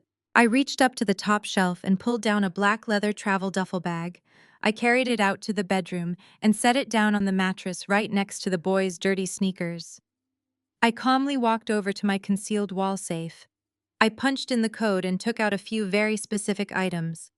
I grabbed a diamond tennis bracelet, a vintage platinum watch, and a set of encrypted hard drives containing the backup keys to my corporate servers. I placed them meticulously into the leather bag, smoothing out the fabric. Destiny watched my deliberate movements, and her triumphant smile grew even wider. She truly believed she was witnessing my ultimate defeat. "Look at her," she mocked, turning to her boyfriend with a loud, cruel laugh. "She is already packing her bags. I told you she was completely weak." Uncle Marcus finally put her right back in her place. "She knows she is finished." I zipped the leather duffel shut. The sharp metallic sound of the zipper cut sharply through her annoying laughter. I picked up the bag, holding it loosely in my hand. I turned around and looked directly into Destiny's eyes. I did not look at her with anger. I did not look at her with sadness. I looked at her with the cold, hollow, absolute pity that you reserve for an animal blindly walking into a slaughterhouse. "You are absolutely right, Destiny," I said, my voice dropping to a low, chilling whisper that commanded the entire room. "I am securing my valuables, and I highly suggest you go to the guest wing and start packing your own bags right now. Because starting next week, there are going to be severe changes in accommodation for every single person in this family." The smug, arrogant smile instantly melted off her face. She had expected me to cry. She had expected me to scream, yell, and try to physically throw them out of the room so she could run to her uncle and play the victim. My absolute terrifying calm completely short-circuited her brain. The air in the master suite suddenly felt freezing cold. Her boyfriend shifted uncomfortably on the bed, pulling his dirty shoes off my duvet. He could sense the heavy, lethal danger radiating from my posture. I was just a dumb kid, but even he realized that the energy in the room had shifted from a petty family argument into something incredibly dangerous. Destiny swallowed hard, a sudden flash of genuine raw fear crossing her eyes. She took a tiny involuntary step backward away from me. She suddenly realized that a woman packing her bags in total silence is infinitely more terrifying than a woman throwing a tantrum. A screaming woman is losing control, but a quiet woman has already made her decision. I did not say another word to her. I simply picked up my briefcase, grabbed my travel duffel, and walked right past her, leaving her standing in the middle of my bedroom, paralyzed by the cold realization that she had just made a terrible mistake. I walked out to my waiting car and left the penthouse behind, entirely prepared to burn their fragile world to ash. I snapped back to this present moment, standing in the dimly lit hallway of the high-end steakhouse. The brass handle of the private dining suite felt cool and heavy against my palm. Destiny was back at the penthouse, nervously waiting for an eviction notice, but her mother and her uncle were about to receive federal indictments. I took one final deep breath, smoothing the lapels of my crimson suit. I adjusted my grip on the heavy leather briefcase that held their complete financial destruction. I pushed the heavy double doors open and stepped boldly into the room. The private dining suite was a sanctuary of elite excess. The walls were lined with dark mahogany, and the long table was covered in crisp white linen. Marcus, Bradley, and Vanessa were seated at the head of the table. They had already ordered 2 massive seafood towers and several bottles of vintage champagne. They were in the middle of a loud, raucous toast. Bradley had his glass raised high, his face flushed with the arrogant joy of a man who thought he had just secured millions of dollars in stolen capital. Vanessa was laughing, her diamonds sparkling under the crystal chandelier. Marcus looked like a king completely drunk on his own fabricated power. The heavy doors clicked shut behind me. The sound cut through their celebration. They turned their heads and saw me standing at the end of the room. The laughter died in their throats. They looked at my crimson suit, my flawless makeup, and the cold, unyielding expression on my face. This was not the broken, submissive woman they had been expecting. I did not look like a wife coming to beg for her financial life. I looked like an executioner arriving for a scheduled appointment. I walked slowly toward the table, the sharp click of my stiletto heels echoing against the hardwood floor. I did not take a seat. I stopped directly across from Marcus and Bradley. I placed my heavy leather briefcase squarely on top of the pristine white tablecloth, pushing a crystal water glass out of the way. "Well," Chloe, Bradley said, his voice regaining a fraction of its arrogant swagger. "You are late, but I suppose we can forgive you tonight.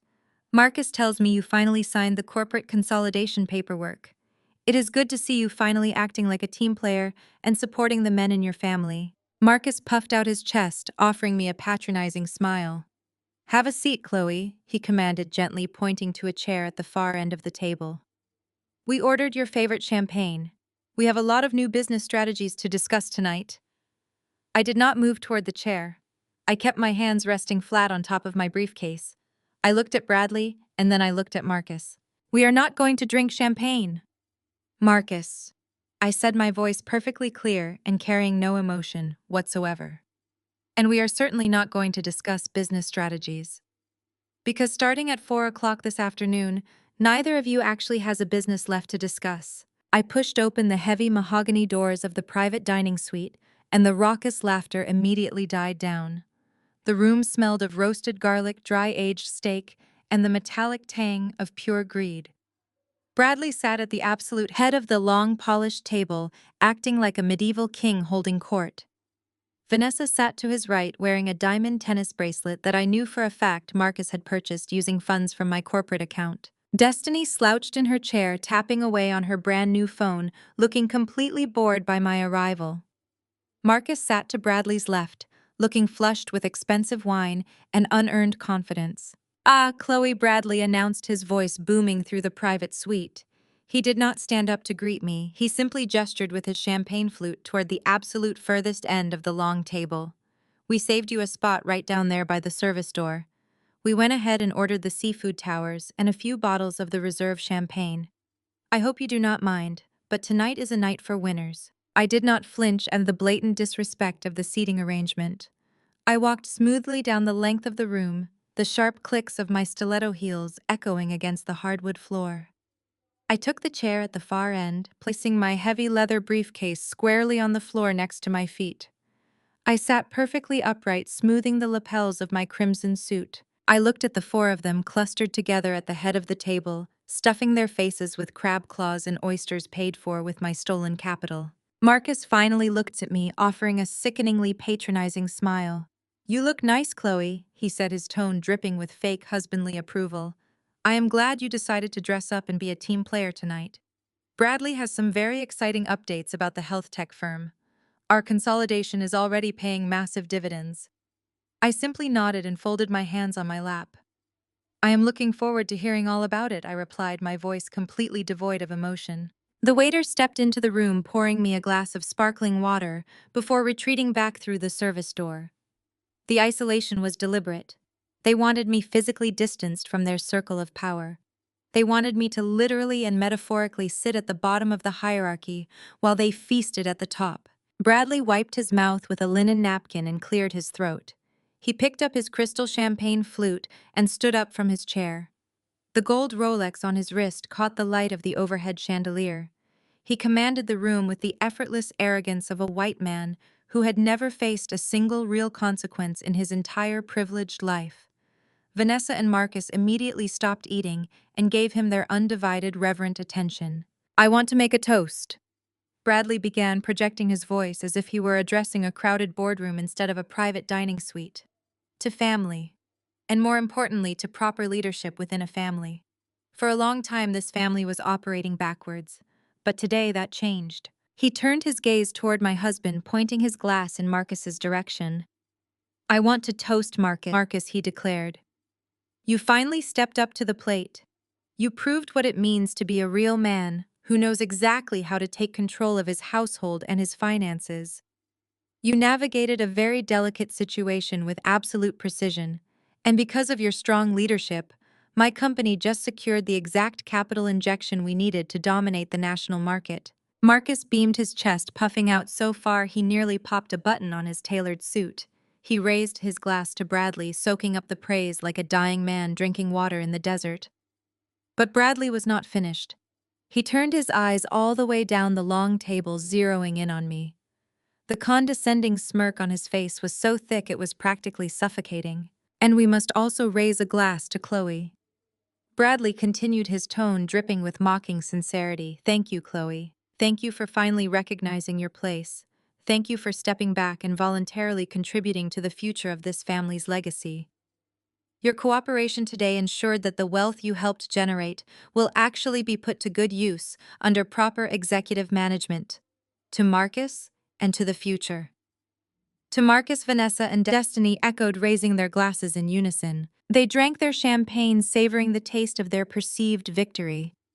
They looked at me, expecting me to lower my eyes, to accept the humiliation, to quietly swallow the bitter pill of my financial and marital defeat. They expected the quiet data analyst to stay firmly in her corner. I reached out and picked up my heavy silver soup spoon. I did not break eye contact with Bradley. I slowly lifted the spoon and tapped it deliberately against the rim of my crystal water glass. Clink, clink, clink. The sharp, ringing sound cut through their celebration like a razor blade. Bradley lowered his champagne flute, his brow furrowing in irritation. Marcus shot me a warning glare, silently demanding that I stop making a scene. Vanessa rolled her eyes, preparing to hurl another insult. I pushed my chair back and stood up slowly. I picked up my heavy leather briefcase from the floor and placed it flat on the pristine white tablecloth. I snapped the dual brass locks open. The sharp metallic sound echoed perfectly in the sudden tense silence of the room. I reached inside and pulled out a massive 2-inch thick stack of legal and financial documents. "You are exactly right, Bradley," I said, my voice smooth, cold, and carrying the absolute authority of a firing squad commander. "I have contributed, but I absolutely did not contribute to you." I raised the massive stack of documents high in the air and threw it violently down the length of the table. The heavy bundle of paper slammed into the center of the mahogany wood, sliding forcefully forward until it crashed directly into Bradley's crystal champagne bucket, knocking it over. Ice and freezing water spilled aggressively across the white linen, pooling around Vanessa's diamond-covered wrists and soaking into Marcus's silk tie. Vanessa let out a sharp shriek, jumping back from the table as the freezing water stained her designer dress. Marcus leaped to his feet, his face instantly turning a mottled shade of angry red. "What the hell is wrong with you, Chloe?" he yelled, grabbing a napkin to dab at his ruined suit. "Have you completely lost your mind?" I ignored my husband completely, keeping my lethal gaze locked dead onto Bradley. The arrogant health tech executive was staring down at the thick stack of papers resting in the puddle of spilled ice water.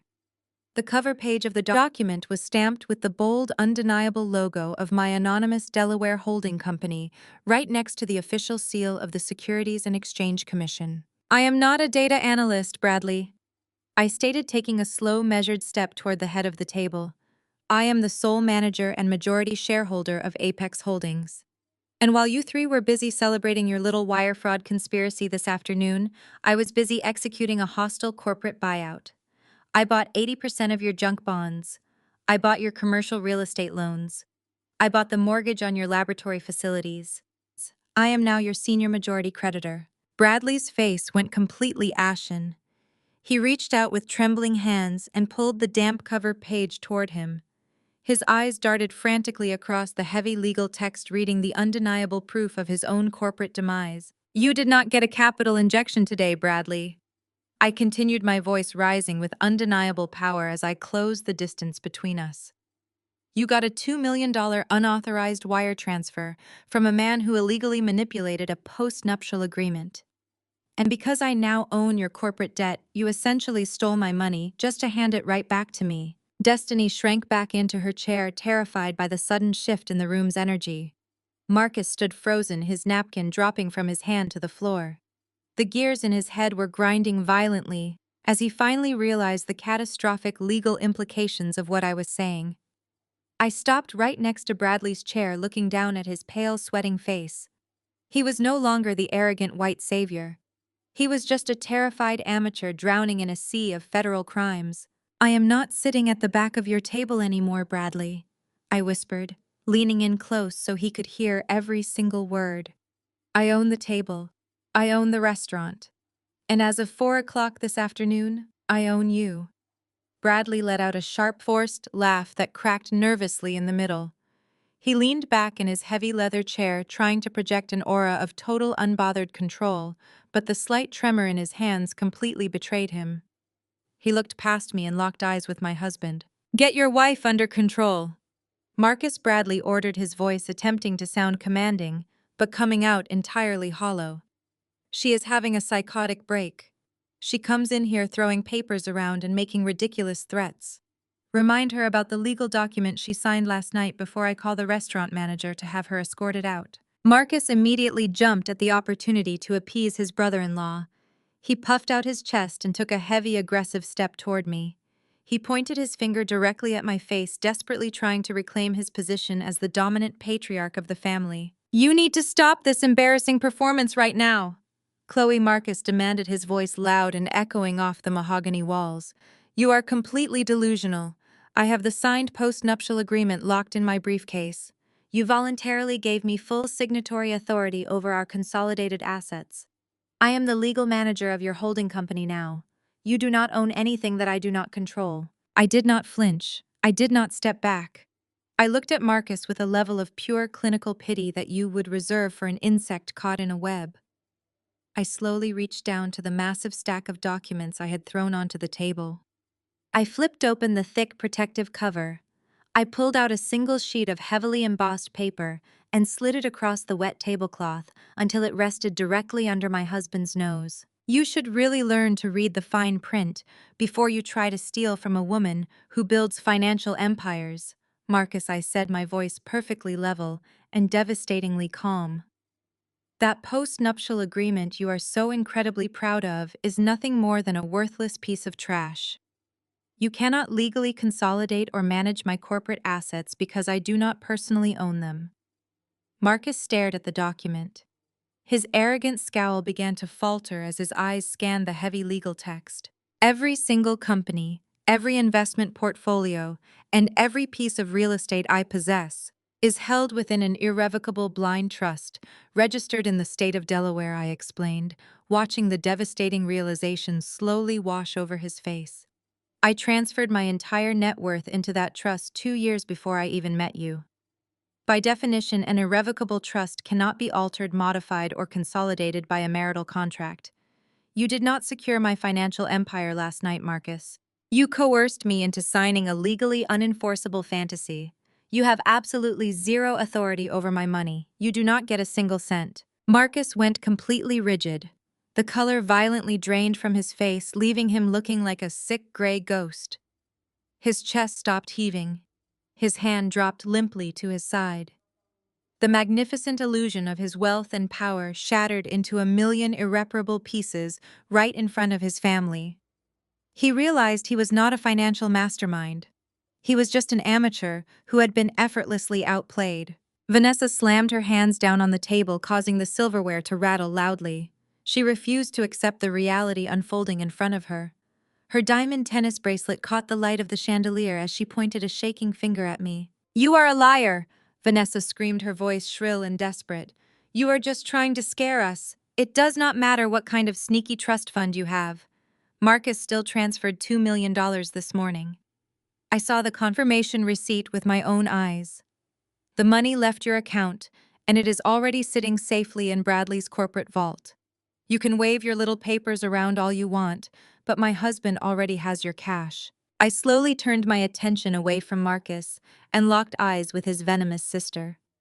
I let a cold, razor-sharp smile spread across my face. "You are absolutely right, Vanessa," I agreed smoothly. Marcus certainly did transfer $2 million this morning. He marched right into his bank and he pushed that wire transfer through the Federal Reserve System. But there is one massive fatal flaw in his brilliant little heist. I turned back to my husband. He was sweating profusely now. Small beads of moisture gathered on his forehead. "Tell me, Marcus," I asked, my tone dropping into a deadly quiet whisper. "When you bypassed the security protocols this morning to force that wire transfer, did you actually bother to check the routing numbers on the reserve account? Or were you too busy dreaming about how much Bradley was going to praise you?" Marcus could not speak. His mouth opened and closed, but no sound came out. His breathing became incredibly shallow. "Let me fill in the blanks for everyone at this table," I announced, commanding the complete attention of the room. "Weeks ago, when I first suspected you were stealing from me, I completely emptied my personal capital out of that specific joint reserve account. The account you accessed this morning was completely unfunded by my firm. But because you used your senior executive credentials to force the wire transfer, your bank's automated clearing system did exactly what it was programmed to do. It pulled the $2 million from the nearest available institutional liquidity pool." I stepped closer to Marcus, invading his personal space and forcing him to look me dead in the eyes. "The money you eagerly wired across state lines this morning did not belong to me, Marcus. It belonged to the commercial retail clients at your bank. You did not execute a brilliant marital asset division. You bypassed federal banking security to embezzle $2 million directly from a federally insured financial institution." The realization hit Marcus like a physical blow to the chest. He staggered backward, his knees buckling as he knocked his heavy dining chair over. It crashed loudly onto the floor. He gripped the edge of the table, desperately trying to keep himself from collapsing completely. He was not looking at a divorce anymore. He was looking at decades in a maximum security federal penitentiary. He had completely destroyed his own life just to impress a white man who secretly despised him. Destiny let out a small, terrified whimper from the end of the table. She pulled her knees up to her chest, finally understanding that her luxurious free ride was permanently over. The uncle she thought was an untouchable king was actually a criminal heading straight for a prison cell. Bradley, however, refused to surrender his supreme arrogance. He pushed his chair back and stood up, towering over the table. He adjusted his expensive silk tie, aggressively trying to project an image of untouchable corporate power. He looked at Marcus with absolute disgust, before turning his furious gaze entirely onto me. "You think you are so clever," Chloe Bradley sneered, his voice dripping with toxic white superiority. "You think you can waltz in here and intimidate me with banking technicalities. I do not care whose money Marcus stole. I do not care what kind of fraud he committed to get it to me. That is his problem now." The fact remains that the $2 million is completely cleared. It is sitting safely in my corporate operating accounts in Delaware as an authorized angel investment. He planted his hands firmly on the wet tablecloth, leaning toward me with a menacing, arrogant glare. Once that money crossed state lines and entered my corporate ledgers, it became my legal operating capital, Bradley boasted. You are absolutely out of your mind if you think you can touch a single dime of it. My lawyers will tie up in jurisdictional disputes for the next 10 years. You cannot pull that capital back. It belongs to me now, and it is going to fund my national expansion. You lose, Chloe. Now get out of my private dining room before I have you physically thrown out onto the street. I did not step back. I did not blink. I stood perfectly still, letting his desperate, pathetic threats wash over me like a light breeze. I let a slow, dark smile take over my entire face. Oh, Bradley, I whispered, my voice echoing with pure, lethal satisfaction. I have absolutely no intention of asking for that money back. Bradley frowned, his arrogant expression faltering for a fraction of a second. He looked incredibly confused by my complete lack of resistance. He opened his mouth to hurl another insult, but I did not give him the chance to speak a single word. I dropped the final massive anvil directly onto his head. You cannot fund a national expansion, Bradley, I declared, my voice ringing with undeniable absolute authority. Because your company went entirely bankrupt at exactly 4 o'clock this afternoon. Bradley froze. His eyes darted frantically across my face, searching for any sign that I was bluffing. While you were busy patting Marcus on the back, I continued lifting the heavy legal document from the table and shoving it directly into Bradley's chest. I utilized my anonymous Delaware holding company to execute a massive hostile takeover of your entire debt structure. I bought up 80% of your toxic junk bonds. I purchased your outstanding commercial real estate loans. I hold the paper on every single piece of laboratory equipment you possess. I took a step forward, forcing him to stumble backward away from the table. As your senior majority creditor, I executed an immediate emergency freeze on every single corporate asset attached to your name, I proclaimed, watching the absolute sheer terror finally break through his arrogant facade. I locked your operating accounts. I froze your payroll. I seized your intellectual property. That $2 million you think is going to save your company is currently sitting in a frozen vault that only I have the legal authority to unlock. You do not have a business anymore, Bradley. You have a mountain of debt, and I am the one holding the collection notice. The silence in the room became absolute. Bradley stood entirely frozen. The blood rushed out of his face so fast he looked as though he might collapse right into the puddles of spilled ice water on the tablecloth. The supreme, arrogant shell of the untouchable corporate executive shattered into a million jagged pieces. He stared at me with wide, terrified eyes, finally comprehending the sheer magnitude of his absolute ruin. His company was gone. His reputation was incinerated. The $2 million he thought would be his salvation was securely locked inside a frozen account that I controlled. Then the raw terror mutated into blind, uncontrollable rage. Bradley let out a guttural roar that sounded more animal than human. He grabbed the heavy edge of the mahogany dining table and violently shoved it forward. Crystal champagne flutes shattered against the hardwood floor. Plates of expensive seafood crashed and splattered across the room.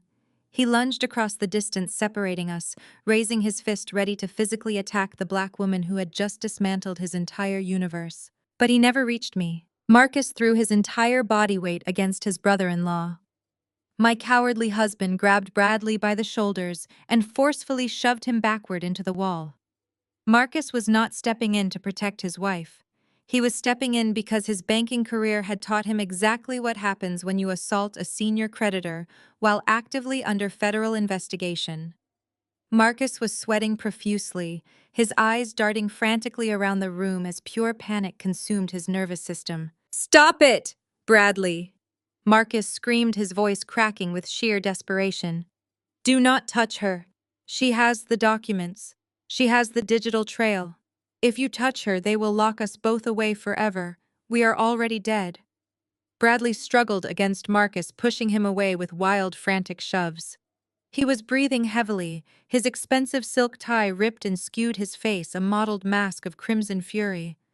He could not accept that he had been so completely and effortlessly outplayed. Vanessa dropped to her knees right in the middle of the ruined seafood and spilled wine. She covered her face with her hands and began to wail. It was a loud, piercing shriek of pure financial grief. She looked down at the diamond tennis bracelet on her wrist, suddenly realizing it was purchased with stolen funds and would inevitably be seized by federal authorities. Her entire fake elite lifestyle, her country club memberships, her luxury cars, her arrogant social climbing, it was all completely over. She was going straight back to the reality she had spent her entire adult life trying to escape. I glanced down toward the end of the room. Destiny had literally crawled underneath the dining table. The spoiled, arrogant 19-year-old who had commanded me to wash her dirty underwear just days prior was now curled into a tight, trembling ball on the floor. She was crying hysterically, her hands clamped over her ears, desperately trying to block out the sounds of her powerful family falling completely apart. The free penthouse suite, the unauthorized credit cards, the designer clothes, it had all vanished in the blink of an eye. She was utterly terrified and completely alone. I stood perfectly still, adjusting the cuffs of my crimson suit. I did not need to raise a finger to defend myself.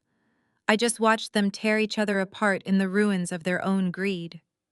Right at that exact second, the heavy double doors of the private dining suite burst wide open. It was not the restaurant manager coming to complain about the noise. It was not the private security team. 4 individuals marched into the room, moving with swift, undeniable tactical precision. They wore dark suits and heavy tactical vests, bearing the bright yellow letters of the Federal Bureau of Investigation. They bypassed the host entirely, stepping directly into the wreckage of the private dining room. The lead agent, a tall man with a sharp, uncompromising gaze, locked his eyes directly onto my husband and my brother-in-law. Marcus Henderson and Bradley Vance, the lead agent, announced, his voice cutting through Vanessa's hysterical sobbing with absolute lethal authority.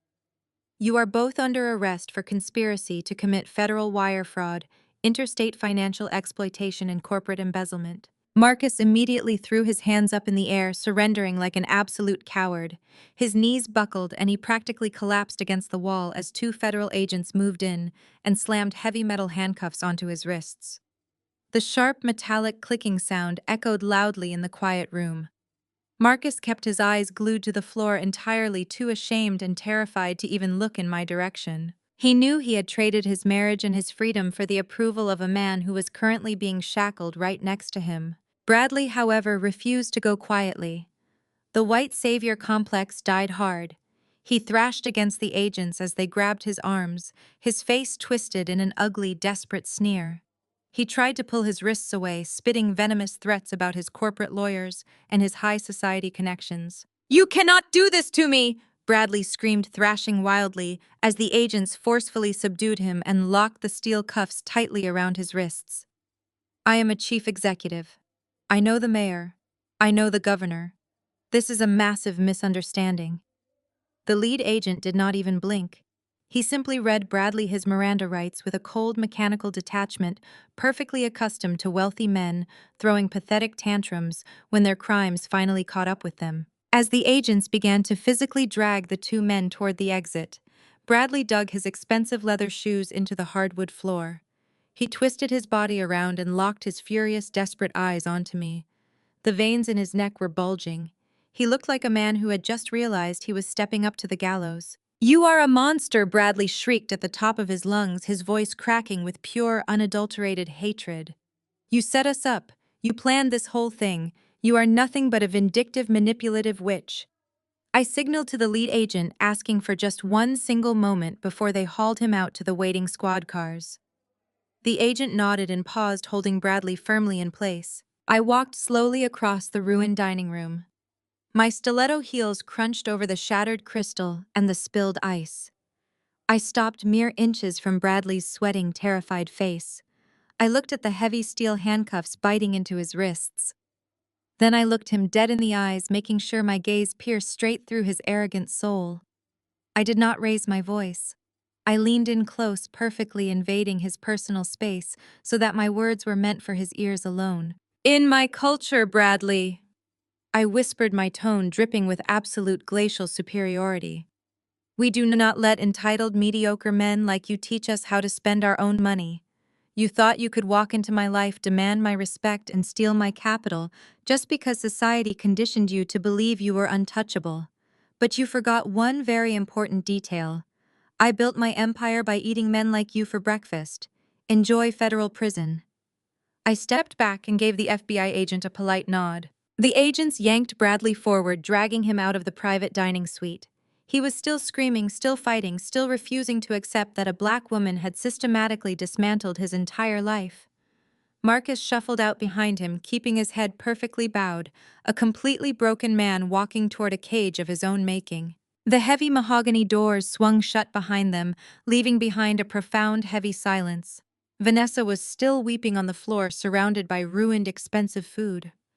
Destiny was still shivering underneath the table, too afraid to even breathe loudly. Their protectors were gone. Their stolen wealth was gone.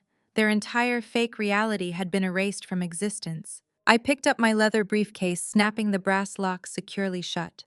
I did not spare a single glance for the two women crying on the floor. They were no longer my problem. I turned my back on the wreckage, pushed the doors open, and walked out into the cool evening air, entirely ready to reclaim my throne. The crisp morning sun rose over Lake Michigan, painting the Chicago skyline in brilliant strokes of gold and amber. The penthouse was completely quiet. There was no heavy trap music vibrating through the walls. There was no arrogant laughter echoing from the guest wing. The toxic, suffocating energy that had plagued my home for the past 6 months had been entirely, completely eradicated. I stepped out of my master suite wearing a fresh silk robe.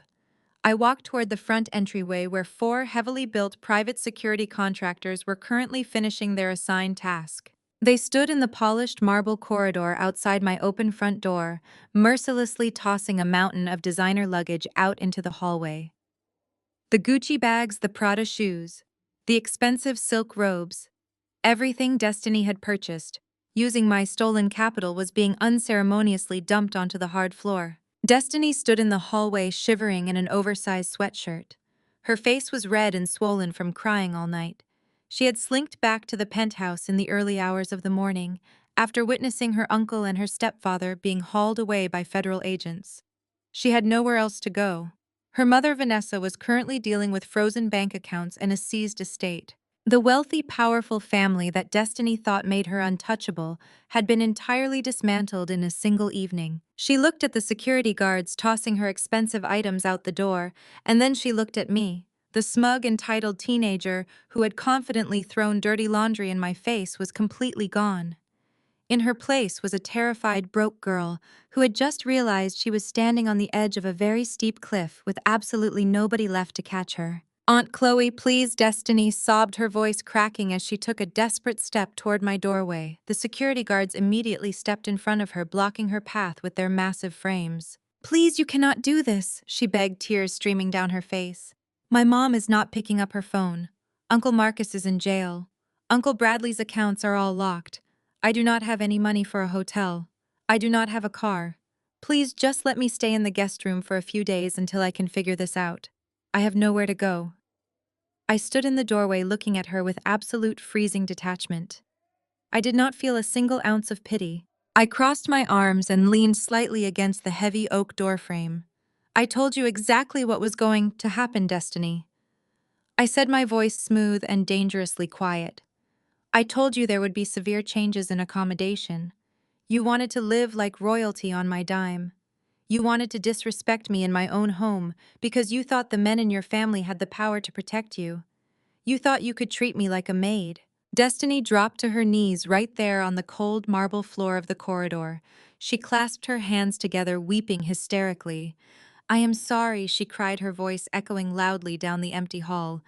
"I am so sorry for what I said. I will clean the whole apartment. I will do whatever you want. Just please do not throw me out on the street." I looked down at her pathetic, desperate display. "You should really focus on figuring out your new life," I advised her, my tone entirely devoid of mercy. "Because from now on, nobody is going to pay your bills. Nobody is going to fund your designer wardrobe. And nobody is going to tolerate your profound disrespect." I took a step back into my foyer and placed my hand on the heavy brass handle of the front door. "And for the record," I added, staring dead into her terrified eyes, I highly suggest you learn how to wash your own clothes and make your own breakfast, because the free ride is permanently over. I did not wait for her response. I slammed the heavy oak door entirely shut. The heavy deadbolts clicked into place with a loud, final, satisfying metallic snap. The sound of her muffled sobbing was instantly cut off, leaving my sanctuary in total, absolute peace. I turned around and walked slowly back into my expansive living room. The morning light was pouring through the floor-to-ceiling windows, illuminating the pristine, untouched beauty of my home. I walked straight over to the kitchen island and began my morning routine. I ground the fresh espresso beans, listening to the rich, comforting hum of the coffee machine. The rich aroma filled the air, grounding me completely in the present moment. I poured the dark, steaming espresso into a delicate porcelain cup. I carried it over to the center of the room and gracefully lowered myself down into the very same burgundy leather armchair where this entire war had started just days prior. I picked up the remote control resting on the glass side table and powered on the massive 85-inch television mounted against the far wall. I tuned it directly to the local Chicago morning news broadcast. The screen flashed with bright red breaking news banners. The two anchors sitting at the news desk were looking at the camera with expressions of absolute shock. Behind them, a split-screen graphic displayed the professional corporate headshots of Marcus and Bradley. Across the bottom of the screen, the bold white text read, "High-profile financial executives arrested in massive federal raid." I took a slow, luxurious sip of my hot espresso, letting the rich, bitter taste wash over my tongue. The female anchor began to read the report, her voice filling my quiet living room. "We have breaking news this morning out of the financial district. Late last night, the Federal Bureau of Investigation, alongside the Securities and Exchange Commission, executed the sudden arrests of two prominent Chicago executives. Banking manager Marcus Henderson and health tech chief executive Bradley Vance were taken into federal custody from a downtown restaurant. Authorities confirm the men are facing severe multi-million-dollar indictments involving interstate wire fraud, corporate embezzlement, and massive securities violations." Sources close to the investigation state, "The evidence against the two men is absolutely overwhelming." The broadcast cut to amateur cell phone footage captured outside the steakhouse the night before. I watched with pure, unadulterated satisfaction as my husband and my arrogant brother-in-law were forcefully shoved into the back of separate federal squad cars. Their heads were bowed, their wrists were bound in heavy steel handcuffs, and their reputations were completely permanently destroyed. I lowered my espresso cup, resting it gently on the saucer in my lap.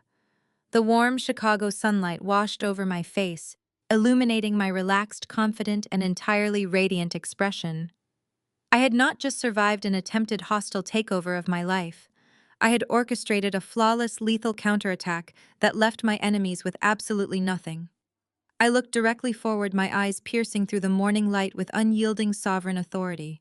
They thought I was just an obedient black sheep. They thought I would bow my head and quietly accept their disrespect.